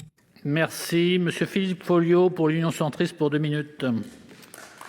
Merci, Monsieur le Président. Monsieur le Ministre, mes chers collègues. Ils s'appellent Pascal, Sébastien, Joël, Claude, Françoise, Muriel. Ils sont agricultrices et agriculteurs de nos zones de montagne du Massif central, du sud du Massif central. Et aujourd'hui, c'est un véritable cri d'angoisse, de désespérance qui est le leur face à la situation qu'ils vivent. Une situation sans précédent. Ils étaient, les agricultrices et agriculteurs en zone de montagne, 105 000 en 1995. 75 000 en 2005, moins de 70 000 aujourd'hui. Avec cette déprise qui concerne l'agriculture de montagne, c'est une situation qui est une situation difficile et qui est jugée injuste. Parce que l'agriculture de montagne et d'élevage est plus respectueuse de l'environnement, avec moins de densité. Elle est aussi souvent avec des produits de qualité. Et pourtant, lundi dernier, au marché de Valence d'Albigeois, les veaux se sont vendus au même prix qu'il y a 30 ans. C'est tout juste inacceptable. Et que par rapport à cette situation, Monsieur le Ministre, il y a une attente particulièrement forte donc, de nos agriculteurs, de nos éleveurs. Une attente qui consiste à, tout d'abord, avoir un maintien de l'ISHN. Ensuite, d'avoir des mesures d'accompagnement pour favoriser l'installation des jeunes agriculteurs pour stopper cette véritable hémorragie. Sur l'ensemble de ces éléments, pouvez-vous nous rassurer, Monsieur le Ministre, sur les perspectives qu'il pourrait y avoir à moyen terme pour cette agriculture ? Monsieur le Ministre. Merci beaucoup, Monsieur le Président. Merci beaucoup, Monsieur le Sénateur, pour l'hommage que vous avez rendu à nos éleveurs et qui font partie de cette souveraineté alimentaire de notre pays et plus, je dirais, à cette identité de beaucoup de nos territoires qui, au final, additionnés, constituent notre beau pays France. Sur la question de la rémunération, vous avez évoqué l'ICHN, j'y reviens pas, on en a beaucoup parlé tout à l'heure. Il faut juste avoir encore une fois en tête que pour maintenir l'ensemble de ces éléments du deuxième pilier, il faut que le budget national apporte une solidarité supplémentaire au titre de la PAC à hauteur de 140 millions d'euros par an pendant 5 ans, soit 700 millions d'euros. Donc maintenir tout ce deuxième pilier nécessite de faire cela, ce qui témoignerait du fort accompagnement de l'État en termes de choix stratégiques vis-à-vis de notre agriculture et singulièrement sur ces mécanismes d'accompagnement MAE, de financement ICHN, de bio ou d'assurance récolte, qui sont les 4 composantes du deuxième pilier. Le deuxième élément, c'est les aides couplées. Sur les aides couplées, beaucoup a été dit, etc. Moi, j'ai une conviction, mais qui est partagée assez largement, c'est la pertinence de passer à un modèle dit de l'UGB. Alors après, le diable se niche dans les détails, c'est-à-dire qu'une fois qu'on a dit ça, il y a beaucoup de critères, de paramètres qu'il nous faut bien définir. Et donc ça, c'est d'importants travaux qui sont en cours. Et enfin, le troisième élément, c'est évidemment l'installation des jeunes agriculteurs, vous l'avez dit. Alors l'installation, elle peut relever du premier pilier sur des dispositifs. Elle va relever aussi du deuxième pilier, et dans le deuxième pilier, elle relèvera dorénavant des régions. C'est très important que vous l'ayez en tête chacune et chacun, parce que c'est aussi des débats qu'on devra avoir avec les régions sur ce qu'on appelle la DJA, la dotation jeunes agriculteurs. Enfin, et vous l'avez dit, la question de la rémunération sur les marchés ou autres relève de tous les travaux que nous avons entrepris en remettant le métier sur l'ouvrage avec la loi Egalim 2, cette fameuse PPL Besson-Moreau, que nous aurons, je l'espère, l'occasion de discuter très rapidement dans cette haute assemblée, parce que je pense que Egalim était une avancée, mais Egalim 2 doit aller au bout pour enfin améliorer la rétribution cours de ferme. Philippe Folliot. Merci, Monsieur le Ministre. C'est vrai que c'est un élément particulièrement important que vous nous dites, mais sachez que ce cri du cœur est un cri vraiment de désespérance et que dans ce cadre-là, tout se tient dans nos secteurs de montagne et de ruralité. C'est le jour où il n'y a plus l'élevage et l'agriculture, c'est tout le reste qui s'effondre avec tous les emplois induits par rapport à cela. Ce sont les services publics qui sont en jeu derrière. Et que donc, à ce niveau-là, nous n'avons pas d'autre choix dans nos secteurs de montagne que l'élevage, pour des raisons qui sont des raisons physiques. Et que donc, dans ce cadre-là, nous avons un besoin essentiel d'être soutenus et appuyés dans le cadre d'une juste compensation des handicaps naturels. Merci. Merci, cher collègue. La parole est à Jean-Jacques Michaud pour le groupe socialiste écologiste républicain pour 2 minutes. Monsieur le ministre, chers collègues, vous nous disiez le 7 avril dernier, ici au Sénat, que le soutien à une agriculture de territoire de montagne avec une meilleure prise en compte des spécificités et le maintien des ICHN était une des priorités de la nouvelle PAC. Élu d'un territoire de montagne, je ne peux que souscrire à cette volonté qui permet de maintenir un maillage d'actifs agricoles et une présence humaine dans ces territoires. C'est le plus sûr moyen d'empêcher l'abandon des terres et leurs conséquences négatives en termes de paysage, de biodiversité, ainsi que de développement, notamment touristique. La PAC 2023-2029 introduira une nouvelle innovation de gouvernance. Il s'agit des PSN, qui renvoient à chaque État membre le soin de définir les modalités de mise en œuvre de la PAC à l'échelle nationale. Vous aurez donc, Monsieur le ministre, à décider du soutien que vous accorderez à l'agriculture de montagne. Bruxelles a d'ores et déjà annoncé une baisse de 10% de l'enveloppe de ces ICHN. Alors, Monsieur le ministre, l'État français abondera-t-il de 10% l'enveloppe consacrée aux ICHN pour consacrer la baisse européenne annoncée ? J'ai entendu que vous vous engagiez à hauteur de 140 millions par an. J'espère que cette promesse sera bien tenue. Pouvez-vous aussi nous confirmer que les surcoûts des exploitations de montagne liés au handicap continueront d'être compensés au moins à leur niveau actuel à travers une ICHN forte et qui ne subira pas de baisse ? Ainsi, qu'en est-il de possibles extensions à certaines productions végétales ? Enfin, Monsieur le ministre, si nous appelons de nos voeux une meilleure gestion et prise en charge des risques climatiques, il ne faudrait pas non plus que de nouvelles mesures viennent diminuer les aides existantes. Je vous remercie. Merci, Monsieur le ministre. Merci, Monsieur le Président, Monsieur le Sénateur. Sur le volet ICHN, j'ai déjà eu l'occasion d'y répondre à plusieurs reprises. Aujourd'hui, on est en train de finaliser donc toutes ces cet équilibre, puisque, comme on le disait tout à l'heure, il s'agit de trouver les bons équilibres. La négociation budgétaire ayant déjà eu lieu, et je pense qu'on peut collégialement s'en satisfaire, puisque grâce à véritablement la France et singulièrement le président de la République, ça s'est joué à ce niveau-là, on a réussi à maintenir des budgets conséquents, et qu'aujourd'hui, dans cette répartition, encore une fois, sur le volet ICHN et du deuxième pilier, si on veut maintenir toutes ces ambitions, il nous faut abondé à hauteur de 140 millions d'euros le deuxième pilier par des crédits nationaux. Donc toute l'architecture qu'on sortira in fine nécessite cela, sauf sinon à faire des transferts entre le premier pilier et le deuxième pilier, qui là, si vous retournez vers vos collègues à proximité, notamment juste derrière vous à droite, à mon avis, le prendraient mal parce que ça impacterait énormément un certain nombre de cultures sur son territoire. Donc c'est ma vision et c'est ce sur quoi je me bats, et on est en train d'avoir toutes ces discussions. Mais c'est la vision très claire que j'ai d'allier à la fois une PAC compétitive de production et une PAC qui prend en compte les spécificités des territoires. Je ne peux pas être plus clair. Le deuxième élément sur l'assurance récolte, vous l'avez dit, moi je pense que c'est pas tant une question d'assurance récolte versus les normes, c'est pour reprendre les propos de certains de vos collègues, c'est qu'aujourd'hui, mettons-nous à la place d'un jeune agriculteur. Comment vous allez vous installer si vous avez une épée de Damoclès au-dessus de la tête en vous disant peut-être que dans les 2, 3, 4 prochaines années, une année sur deux, vous avez un risque de perdre toute votre récolte, comme ça a été le cas malheureusement dans le territoire que vous représentez dernièrement sur le gel. S'il n'y a pas un filet de sécurité qu'on arrive à apporter, ça va être très compliqué de convaincre la jeune génération de s'installer, alors que 50% des agriculteurs partent à la retraite dans les 5 à 7 prochaines années. Donc c'est une question de souveraineté, de réussir à refonder le modèle de l'assurance récolte. C'est un sacré chantier, mais je peux vous dire que ça fait des mois et des mois qu'on s'y attelle, et j'espère bien y parvenir. Merci, Monsieur le Ministre. Monsieur Michaud.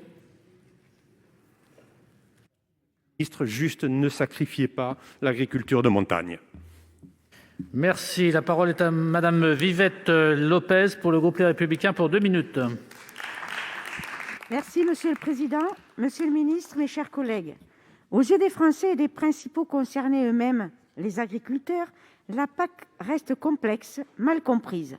Pourtant, chacun s'accorde à dire combien elle est nécessaire pour répondre aux enjeux complémentaires et parfois contradictoires qui permettent d'assurer notre sécurité alimentaire tout en renforçant les actions favorables à l'environnement, mais aussi au tissu socio-économique des zones rurales.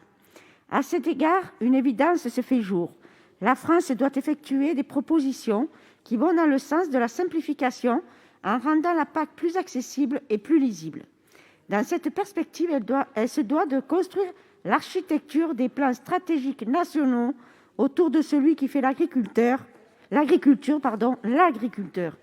Ces agriculteurs qui doivent être au centre de nos préoccupations pour redonner du bon sens aux politiques européennes. Il convient en effet de tenir compte que l'agriculteur, qu'il soit entrepreneur ou paysan, est un professionnel qui produit, qui aménage le territoire, avec des approches et des pratiques différentes et qui se doit être accompagné dans la réalité de son métier pour percevoir une juste rémunération. Il en va de la reconnaissance de la valeur travail, mais aussi du nécessaire renouvellement des générations. Au regard de l'évolution du métier, du revenu, de la main-d'œuvre occupée sur l'exploitation, de l'objet social, au regard de ceux qui exercent non seulement une véritable activité agricole, mais aussi des activités non agricoles en dehors de l'exploitation, au regard des spécificités des surfaces et des territoires, et je pense là aux zones de châtaigneraies, de chênaies ou encore des zones humides de Camargue dans le département du Gard qui sont encore soumises à dérogation, pourrions-nous définir, afin de le protéger, un statut de l'agriculteur ? Et pouvons-nous compter sur vous, Monsieur le Ministre, pour porter l'exigence de cette clarification et intégrer cette question dans les prochaines échéances ? Je vous remercie. Merci, Monsieur le Ministre. Merci beaucoup, Monsieur le Président. Madame la sénatrice, vous évoquez un sujet qui est très important et qui, en fait, a 2 spécificités. Parce qu'on parle d'actifs et d'agriculteurs véritables. Alors, en fait, c'est 2 sujets très différents. Et d'ailleurs, vous n'avez pas du tout confondu les 2, mais je le dis parce que dans les débats, c'est souvent deux sujets qui parfois sont assimilés alors qu'ils sont extrêmement différents. Il y a un premier sujet au niveau européen qui est la question de l'actif. C'est-à-dire qu'aujourd'hui, les aides de la politique agricole commune, elles sont fondées sur les hectares et non pas les actifs, sur les hectares des exploitations et non pas le nombre de personnes qui y travaillent. Et tout à l'heure, d'ailleurs, il y avait une question en ce sens de monsieur le sénateur en disant ne faut-il pas revenir sur un système à l'actif plutôt qu'un système à l'hectare. Et là, il faut qu'on soit très clair dessus. Si on faisait ça aujourd'hui, ce serait très contraignant. Enfin, c'est pas le bon terme. La France y perdrait beaucoup. Je vais le dire comme ça. Pourquoi ? Parce qu'évidemment, toute chose égale par ailleurs, il y a plus d'actifs dans certains pays de l'Union européenne qu'en France, avec y compris des sujets de niveaux salariaux qui n'ont rien à voir. Et donc, si la répartition des aides au niveau de la poche globale de la politique agricole commune se faisait sur le nombre d'actifs, en fait, la somme totale dont la France aurait aujourd'hui le bénéfice et fait l'objet de la répartition serait bien inférieure à ce que nous avons. Parce que, notamment, on ne s'est jamais mis d'accord au niveau européen sur la définition de l'actif. Et donc, moi, je dis, attention, je comprends que certains veuillent avancer sur ce sujet, mais enfin, si c'est pour avoir comme conséquence de réduire l'enveloppe globale que la France perçoit de la PAC, je pense que personne n'y a intérêt. Et donc, ça veut dire qu'il faut avancer au niveau européen sur cette définition de l'actif en tenant compte des spécificités des uns et des autres. En revanche, il y a un deuxième sujet qui est, cette fois-ci, l'agriculteur véritable. Et ça, ce sujet de l'agriculteur véritable, moi, j'ai toujours dit, c'est notamment beaucoup poussé par les jeunes agriculteurs, que j'étais prêt à ouvrir ce sujet-là. Ça n'est pas inclus à proprement parler dans les maquettes financières, donc on a un peu de temps pour le faire. Donc, une fois qu'on s'est mis d'accord sur toutes les répartitions, travaillons sur ce sujet de l'agriculteur véritable pour notamment éviter les cas que vous avez évoqués dans votre question. Moi, je suis tout à fait favorable à ce qu'on travaille sur le sujet de l'agriculteur véritable, mais qui est très différent du sujet de l'actif. Monsieur le ministre. Madame Lopez. Merci, monsieur le ministre, pour votre réponse. Et tout comme mon collègue Alain Marc, je vous renouvelle mon invitation à venir déguster les produits locaux de nos agriculteurs gardois.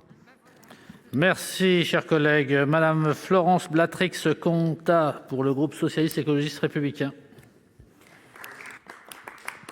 Monsieur le président, monsieur le ministre, chers collègues, les crises sanitaires et les dérèglements climatiques mettent en évidence la nécessité de repenser nos modèles économiques et de développement, construire des circuits courts, économes en énergie, de la production à l'assiette du consommateur, élaborer des process de qualité, entretenir et améliorer chaque jour le cadre naturel et environnemental. Tels sont là, aujourd'hui, les principaux axes de tous les États membres de l'UE à l'heure où nous discutons de la PAC.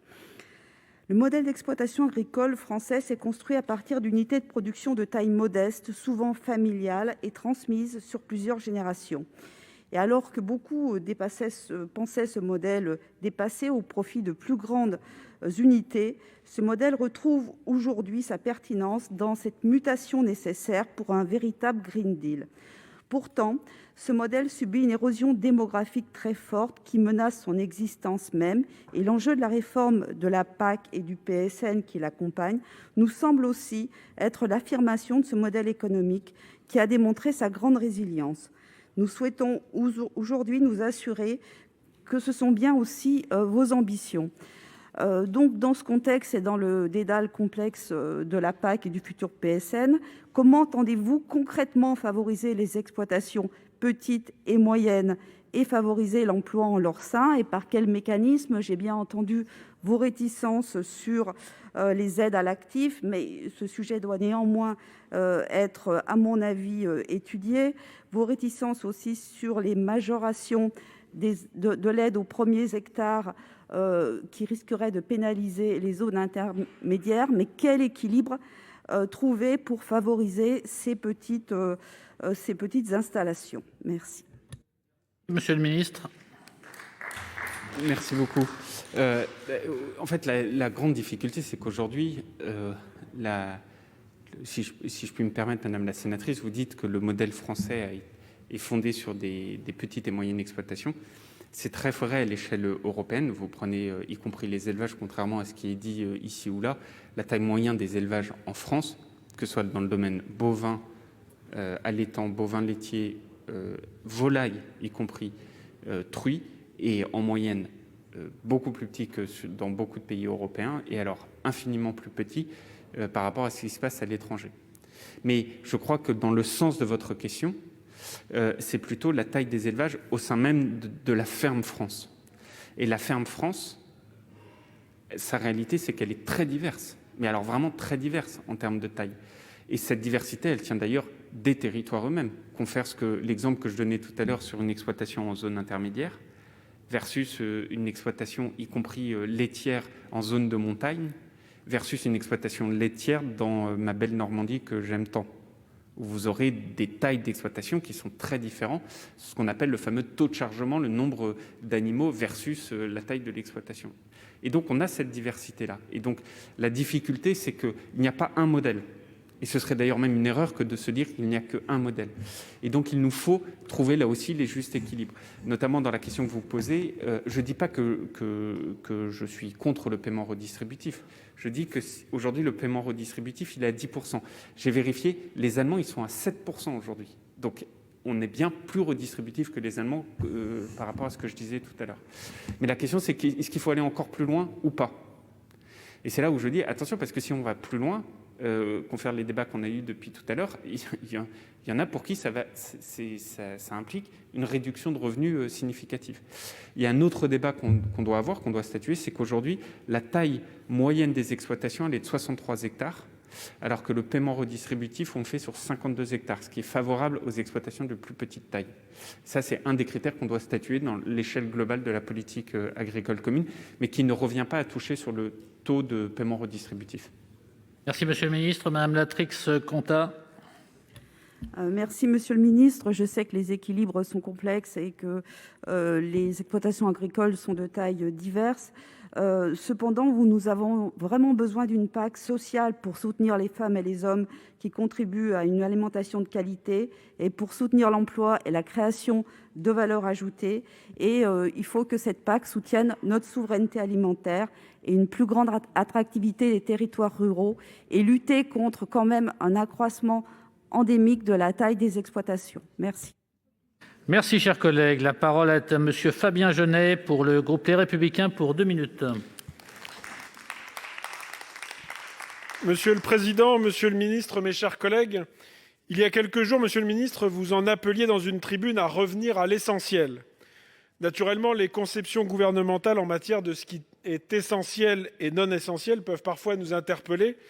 Mais en matière agricole, oui, l'essentiel est aujourd'hui en jeu, et plus encore dans le domaine de l'élevage bovin allaitant. Alors que les agriculteurs ont un genou à terre, nous devons les aider à se relever, écriviez-vous. La question que je souhaite vous poser ce soir, c'est finalement la question que se posent les éleveurs de charolais de mon département de la Saône-et-Loire. Cette nouvelle version de la politique agricole commune va-t-elle les aider à se redresser, ou bien au contraire ne fera-t-elle qu'accentuer les difficultés actuelles qui peu à peu dissuadent les éleveurs de poursuivre leur exploitation et les jeunes de s'installer? 3 ans après Egalim, les éleveurs de bovins ont perdu 30% de leurs revenus pour se contenter désormais en moyenne de moins de 700 € par mois. Et ces maigres revenus correspondent justement aux aides de la PAC qui leur sont versées. Diminuer ces aides, cela veut donc dire réduire encore leurs revenus. Voilà l'essentiel. L'essentiel, c'est donc de savoir, Monsieur le Ministre, si vous vous engagez à leur garantir au minimum le niveau d'aide actuel. Plus précisément, pouvez-vous préciser votre projet de modification des aides couplées aux bovins allaitants? L'aide à l'UGB que vous souhaitez instaurer sera-t-elle la même pour les bovins laitiers et les bovins allaitants? Quel en sera le montant? Allez-vous les plafonner à 100 UGB? Car les plafonner, c'est condamner plusieurs milliers d'exploitations de Bourgogne-Franche-Comté à une chute de 30 à 50% de ces aides. En cas de baisse importante de ces aides, comment éviterez-vous une décapitalisation violente dans les élevages, avec la conséquence que l'on imagine sur les prix et la filière? Ce ne sont pas là, Monsieur le Ministre, pour reprendre vos mots, des carabistouilles, mais des questions empreintes d'inquiétude qui appellent des réponses précises et chiffrées dont je vous remercie. Merci, chers collègues. Monsieur le Ministre. Merci beaucoup, Monsieur le Président, Monsieur le Sénateur. Sur un département comme la Saône-et-Loire, mais qui là est une spécificité de votre département, le département de la Saône-et-Loire, il est plutôt bénéficiaire en termes de convergence, donc plutôt bénéficiaire aussi en termes de la convergence au titre de l'éco-régime. Et c'est d'ailleurs assez caractéristique des zones qu'on évoquait tout à l'heure et dont la Saône-et-Loire est un exemple, notamment sur une partie du département sur les zones intermédiaires. Sur l'élevage, Moi, ma position, elle est de dire, et je crois que tout le monde le partage au-delà des inquiétudes d'une telle réforme, mais que tout le monde est assez convaincu que passer à un système d'UGB est une bonne idée. Encore une fois, le diable se cache dans les détails. Il y a quoi comme paramètres? Il y a effectivement, faut-il faire un UGB commun et aux laitiers et aux allaitants? On avait émis cette piste au début. Moi, je pense qu'il faut faire 2 niveaux différents, répondant ainsi très précisément à votre question. Après, sur les paramètres, pourquoi? Parce qu'en fait, on a des seuils qui sont très, très différents et donc vous avez des transferts qui sont trop importants. Après, la question, c'est comment vous les définissez in fine. Si vous en faites 2 différents, comment vous les définissez? Sur les questions que vous évoquez, il y a beaucoup de paramètres. Il n'y a pas que celui du nombre de plafond, le fameux 100. On a fait des modèles où on est passé à 120, des modèles où on est passé encore plus haut. Il y a aussi la question du taux de chargement. On a fait des modèles à 1,4, des modèles à 1,5, des modèles à 1,6, des seuils. Est-ce qu'on applique exactement tous les mêmes critères en fonction des filières? Allaitant, laitier, on s'est posé la question, faut-il ou pas faire aussi un sujet sur le mixte? Bref, tous ces sujets-là, ils nécessitent surtout beaucoup de concertation avec tout le monde, parce que ce n'est pas moi qui vais les inventer ou mes équipes uniquement, on va le faire en chambre. Et donc ces concertations, elles sont toujours en cours. Ce sur quoi je suis convaincu d'ores et déjà au titre de la concertation, c'est qu'il faut plutôt faire des niveaux différents et pas un niveau unique. Et sur l'ensemble des critères, il faut, je crois, faire en sorte que l'objectif qu'on recherche sur la création de valeur et de l'attention que moi je porte aux zones intermédiaires et aussi aux territoires autres que les zones intermédiaires, enfin, bref, que ces équilibres, pardon Monsieur le Président, que ces équilibres à la fin soient bien trouvés. Mais effectivement, c'est un exercice d'orfèvrerie que de bien le faire, et c'est pour ça que je pense qu'il faut le faire vraiment dans la concertation et prendre le temps nécessaire. Merci, Monsieur Jeunet. J'étais prêt, Monsieur le Ministre, à vous laisser mon temps de parole de réponse pour que vous puissiez nous préciser des chiffres, parce que vous nous avez expliqué les critères et les problématiques, mais reste le problème du chiffre, et effectivement de savoir si vous allez pouvoir garantir ce maintien du niveau d'aide pour que le revenu de ces éleveurs ne baisse pas. Et je pense qu'à l'heure où bientôt nous allons tous aller nous coucher, on peut méditer ce que disait La Fontaine dans ses fables, un tien vaut mieux que 2 tu l'auras. Et finalement, en l'espèce, eh bien, on ne voudrait pas que ce soit un tien vaut mieux que moins tu l'auras. Merci, chers collègues. La parole est à Mme Christina Pluchet pour le groupe Les Républicains pour 2 minutes. Monsieur le Président, Monsieur le Ministre, mes chers collègues, la déclinaison française du plan stratégique national de la PAC 2023-2027 inquiète les producteurs des grandes cultures et en particulier la filière betterave, sucre, alcool, qui requiert une attention particulière. Alors, fleuron de notre filière agroalimentaire et de nos territoires ruraux, dans l'Eure notamment, elle connaît depuis 2017 en France une succession de crises. Ça fait 3 ans, en effet, que le prix du sucre est sous le seuil d'alerte. Le revenu des betteraviers a reculé de plus de 30%. Les surfaces françaises ont baissé de près de 20% pour revenir à leur niveau sous quota 2016. Et nous avons perdu 4 sucreries en 2019. La crise de la jaunisse a, elle, fait perdre un tiers de nos productions betteravières nationales en 2020. Ces dernières semaines, c'est le gel qui impacte de manière inédite la filière en détruisant quelques 40 000 hectares de betteraves en cours de levée. Et enfin, on peut craindre une réorientation des flux commerciaux suite au Brexit, faisant ainsi peser des risques supplémentaires sur les débouchés. La filière betteravière, Monsieur le Ministre, est aujourd'hui en réel danger. Vous insistez régulièrement sur la question de la souveraineté alimentaire de notre pays, et cette filière y participe. Les enjeux sont autant agricoles qu'industriels. Il faut donc répondre à l'urgence de ces situations, et il est essentiel que le plan stratégique national de la PAC comporte un volet de nature à sécuriser, conforter et relancer la filière betterave. Au-delà de la question des dispositifs du premier et deuxième pilier, accompagnant la structuration des filières, les professionnels appellent à une stratégie sectorielle de gestion des risques, complémentaire du développement de l'assurance récolte. Ils soutiennent également la mise en œuvre d'un instrument de stabilisation des revenus qui serait de nature à conforter le revenu des betteraviers face aux chocs économiques et aux sinistres sanitaires non éligibles au FMSE tels que la jaunisse. Monsieur le ministre, que prévoit le Gouvernement en termes de priorités, de dispositifs et de moyens dans le cadre de la prochaine PAC pour sauvegarder et relancer la filière betteravière? Merci, Monsieur le Ministre.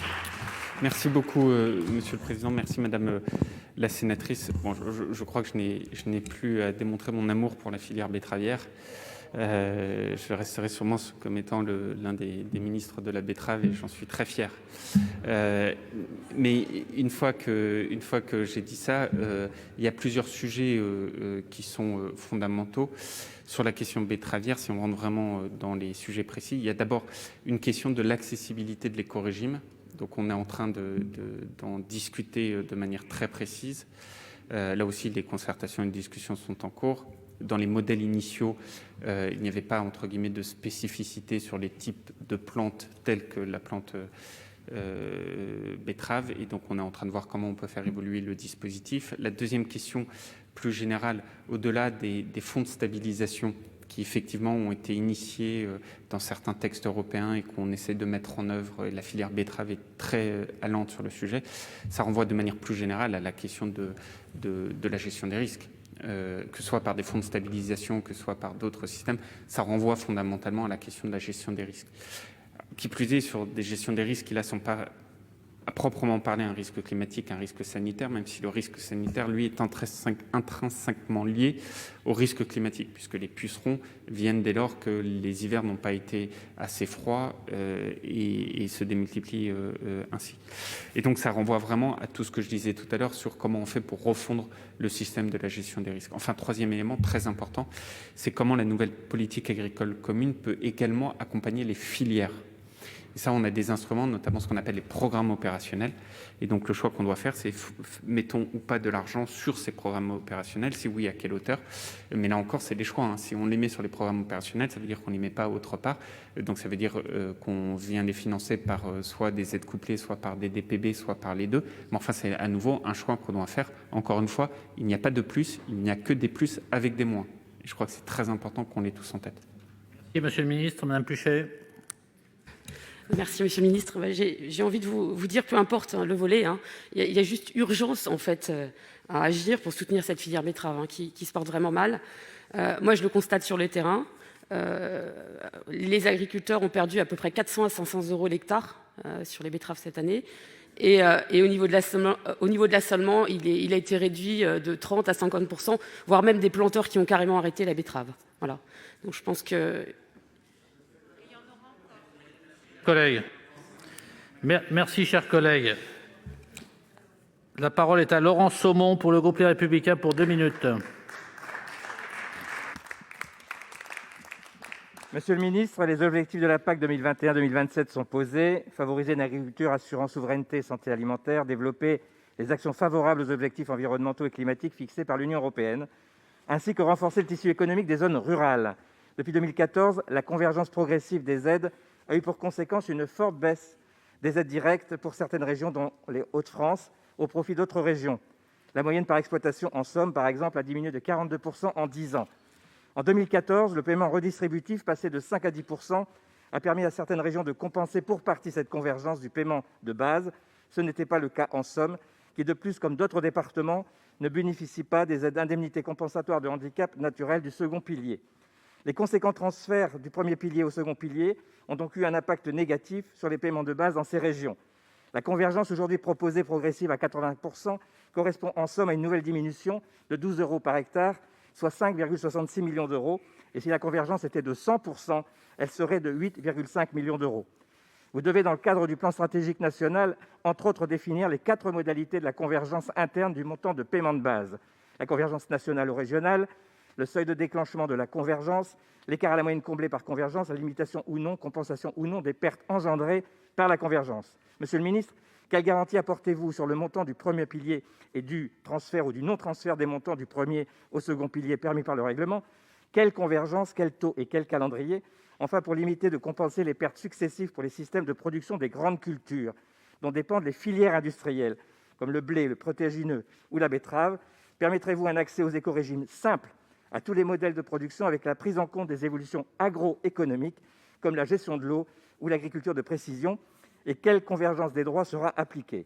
Enfin, dans le cadre de la convergence, à quel niveau allez-vous fixer la part du paiement redistributif, dont on sait qu'il est certes facteur de convergence des aides découplées, mais dont le doublement de la part de 10 à 20% du montant du premier pilier serait, le cas échéant, en somme, une perte supplémentaire de 5 à 10 euros l'hectare? Merci, monsieur le ministre. Merci beaucoup, Monsieur le Président. Monsieur le sénateur, vous voyez, votre intervention a lieu quelques minutes après l'intervention de votre collègue de Saône-et-Loire. Et c'est vrai que si en Saône-et-Loire, la convergence est positive, dans votre département de la Somme, la convergence a un impact négatif. Et donc la question qui est posée, parce qu'on l'avait tout à l'heure, c'est de se dire, oui, mais faut-il aller très rapidement sur la convergence? C'est-à-dire qu'on sait aujourd'hui qu'on doit, en gros, on a le choix à aller soit à hauteur de 85%, soit à hauteur de 100%. Faut-il aller très rapidement? Votre collègue va dire oui, parce qu'en plus, ça permet d'améliorer encore plus le revenu, et votre intervention, monsieur le sénateur, était vraiment tirée sur ce revenu. Et vous allez dire, ah ben non, surtout pas, parce que pour le coup, ça va dégrader le revenu de vos agriculteurs, et parfois des agriculteurs qui font la même activité, puisque la convergence est indépendante de l'activité que vous faites aujourd'hui. C'est ce qu'on appelle vos bases historiques. Bon. Premier point. Et donc là, moi, il faut que je trouve un bon équilibre pour dire, de toute manière, il faut continuer à faire cette convergence. Ça, je pense que personne ne remet en cause la chose. La question, c'est faut-il la faire très, très, très, très vite, la finir à horizon 2027, ou faut-il la faire progressivement? Vous aurez compris, je crois, dans mes propos, que je suis plutôt une personne de la stabilité, et je ne crois pas que la stabilité est un manque de courage. Je crois que parfois, avoir de la stabilité fait aussi du bien à beaucoup. Et que voilà. Le deuxième élément sur l'éco-régime, oui, archi oui, il faut que l'éco-régime soit accessible. En revanche, attention, parce que c'est des débats qu'on a en ce moment avec les filières, l'éco-régime, ça ne peut pas être une accessibilité uniquement sur des moyens, c'est forcément sur des résultats. Dit autrement, on doit continuer avec l'ensemble des professionnels à être sûr que ce soit sur des critères de résultats et pas que des critères de moyens. Même si je comprends la physionomie, la philosophie de dire on le fait sur les moyens et pas sur les résultats, mais là, pour reprendre l'expression de votre collègue qui me citait, il ne faut jamais raconter de carabistouille. Si on n'est que sur les moyens, le PSN il passera pas les fourches codines de la Commission européenne, précisément parce qu'on s'est tous battus pour que ce soit obligatoire à tous. Et si on est obligatoire à tous et qu'on puisse le vérifier pour tous les États membres, ça ne peut pas être sur des moyens, parce que là, il y en a qui vont profiter de la brèche des moyens au carré et qui ne feront jamais la convergence de ces standards qu'on souhaite pour pouvoir justement lutter contre la concurrence déloyale. Pardon si mon raisonnement a été un peu long, mais tout ça pour dire que oui, des éco-régimes accessibles et plutôt des transitions que des bascules importantes. Merci. La parole est à Olivier Rietmann pour le groupe Les Républicains pour 2 minutes.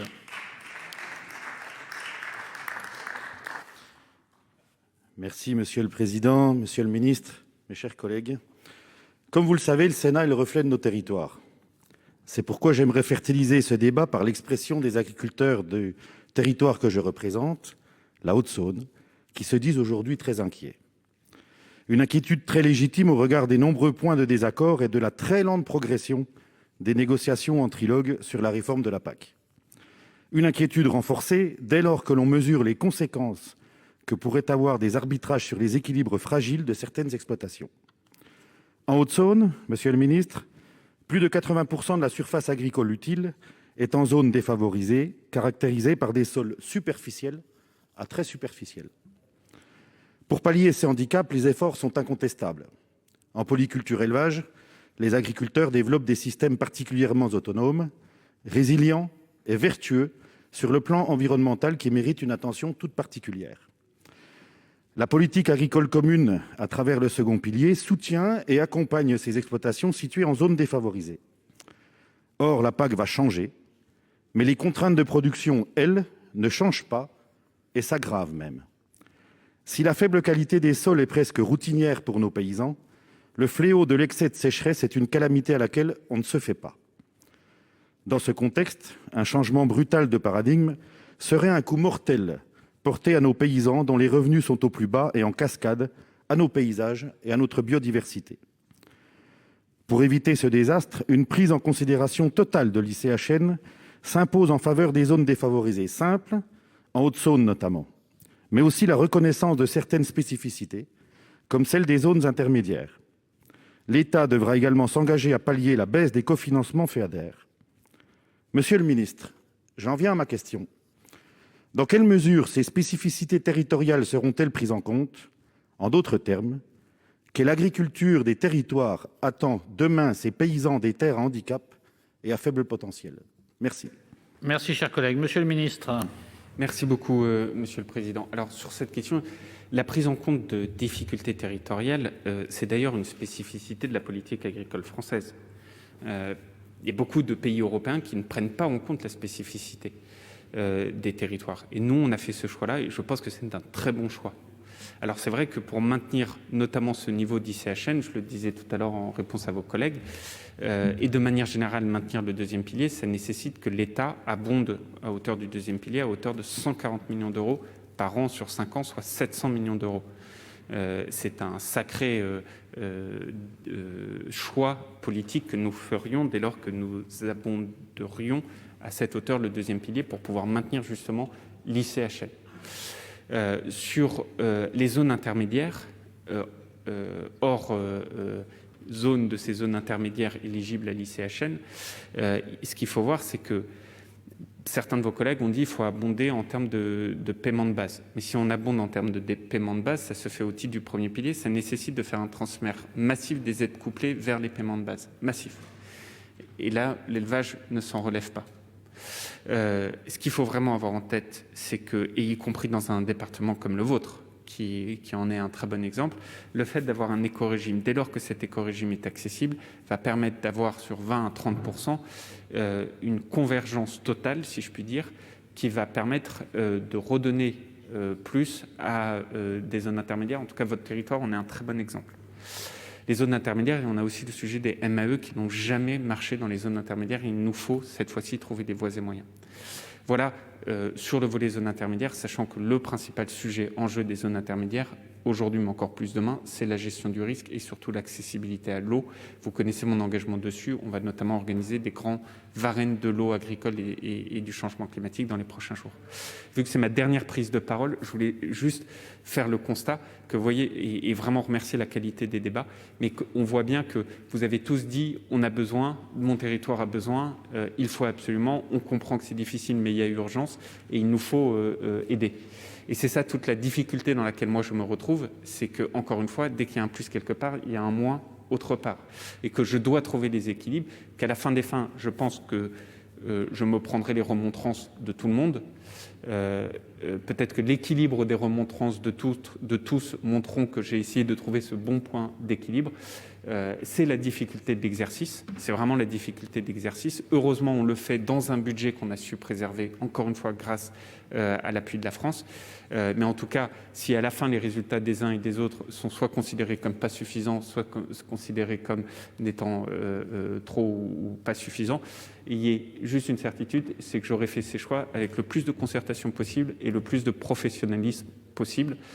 C'est un engagement de moyens et pas forcément de résultats. Pardon de me contredire par rapport à ma réponse de tout à l'heure, monsieur le sénateur, mais je crois que c'est comme ça aussi qu'on fait avancer les choses, en tout cas dans le cadre d'un PSN, avec, et je voudrais les remercier, des services qui, derrière moi, travaillent jour et nuit depuis de nombreux mois sur cette question pour mener ces concertations et qui, vous l'avez vu, relèvent d'une certaine forme de complexité. En tout cas, un grand merci d'avoir permis d'en débattre. Et je pose à votre sagacité juste une question. Il s'avère que la loi stipule qu'il y a beaucoup de concertations à faire, beaucoup de concertations, mais ne stipule pas qu'il y ait des débats au niveau des chambres. Vous l'avez fait de vous-même, je pense que c'est très important, mais c'est peut-être une réflexion collégiale à avoir dans le cadre de ces politiques agricoles communes. Merci, Monsieur le Ministre. Pour conclure le débat, la parole est à Monsieur Franck Montaugé pour le groupe socialiste, écologiste, républicain pour 5 minutes.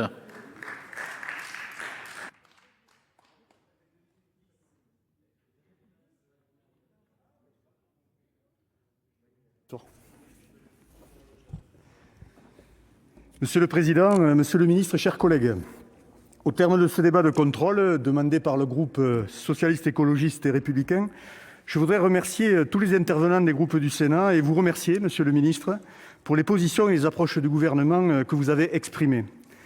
Alors, dans ce moment inédit de mise au point du plan stratégique national, dont l'issue aura de lourdes conséquences pour nos agriculteurs et nos territoires, et en suivant la phrase du philosophe « Que puis-je connaître ? Que m'est-il permis d'espérer ? Et que dois-je faire ?» je vais m'attacher à conclure ce débat. D'abord, nous connaissons le budget dont bénéficiera la ferme France. Le contexte du cadre financier pluriannuel était difficile, on l'a dit, avec le départ des Anglais, contributeurs nets. Il est facialement équivalent à celui de la période précédente, mais il sera en baisse à euro constant.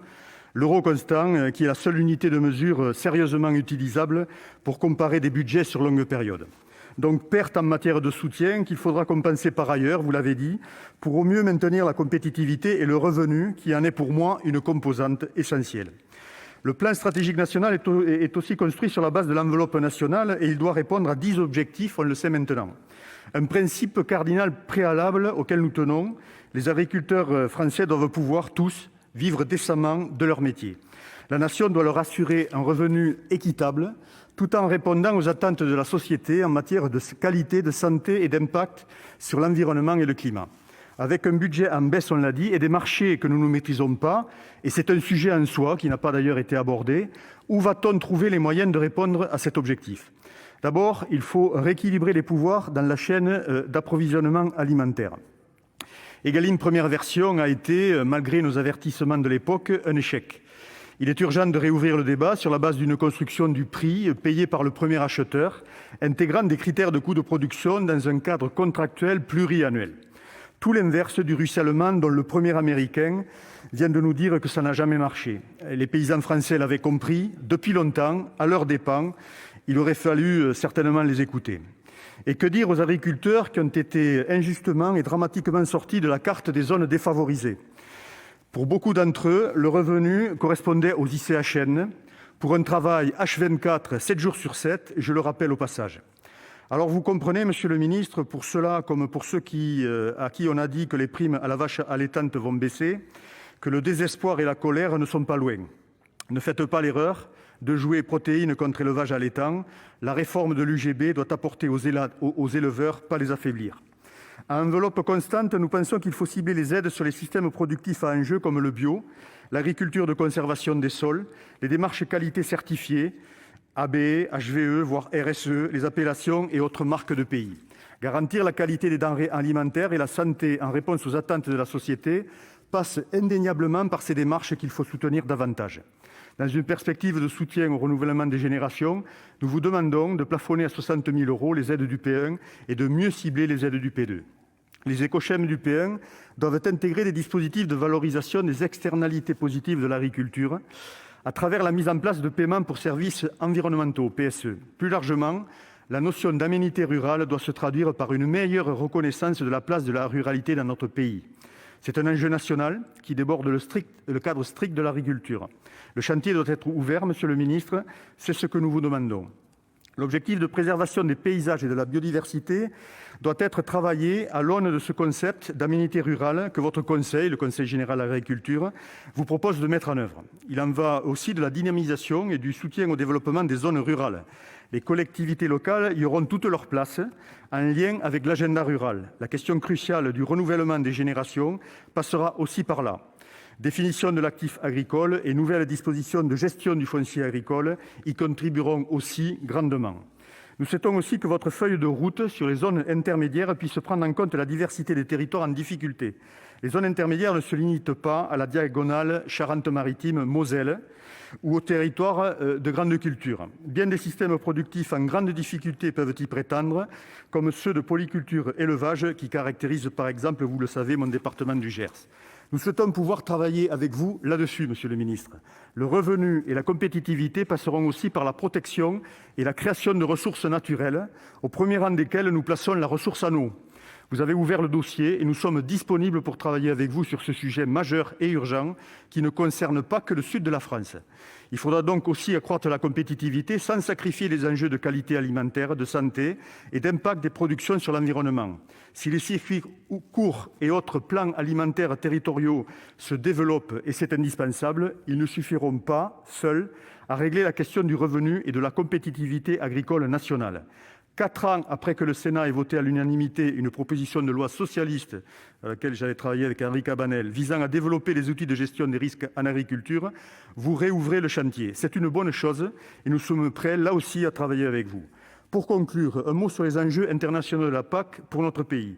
Nous vous demandons, monsieur le ministre, de faire en sorte que les producteurs français soient traités équitablement, donc que les critères d'exportation soient équivalents aux critères d'importation et intègrent notamment la problématique du carbone ainsi que des normes sanitaires équivalentes. Et je vous rappelle le souhait du Sénat de pouvoir discuter du CETA dans cet hémicycle. L'agriculture française ne peut pas être la variable d'ajustement d'autres secteurs économiques nationaux, fussent-ils en jeu.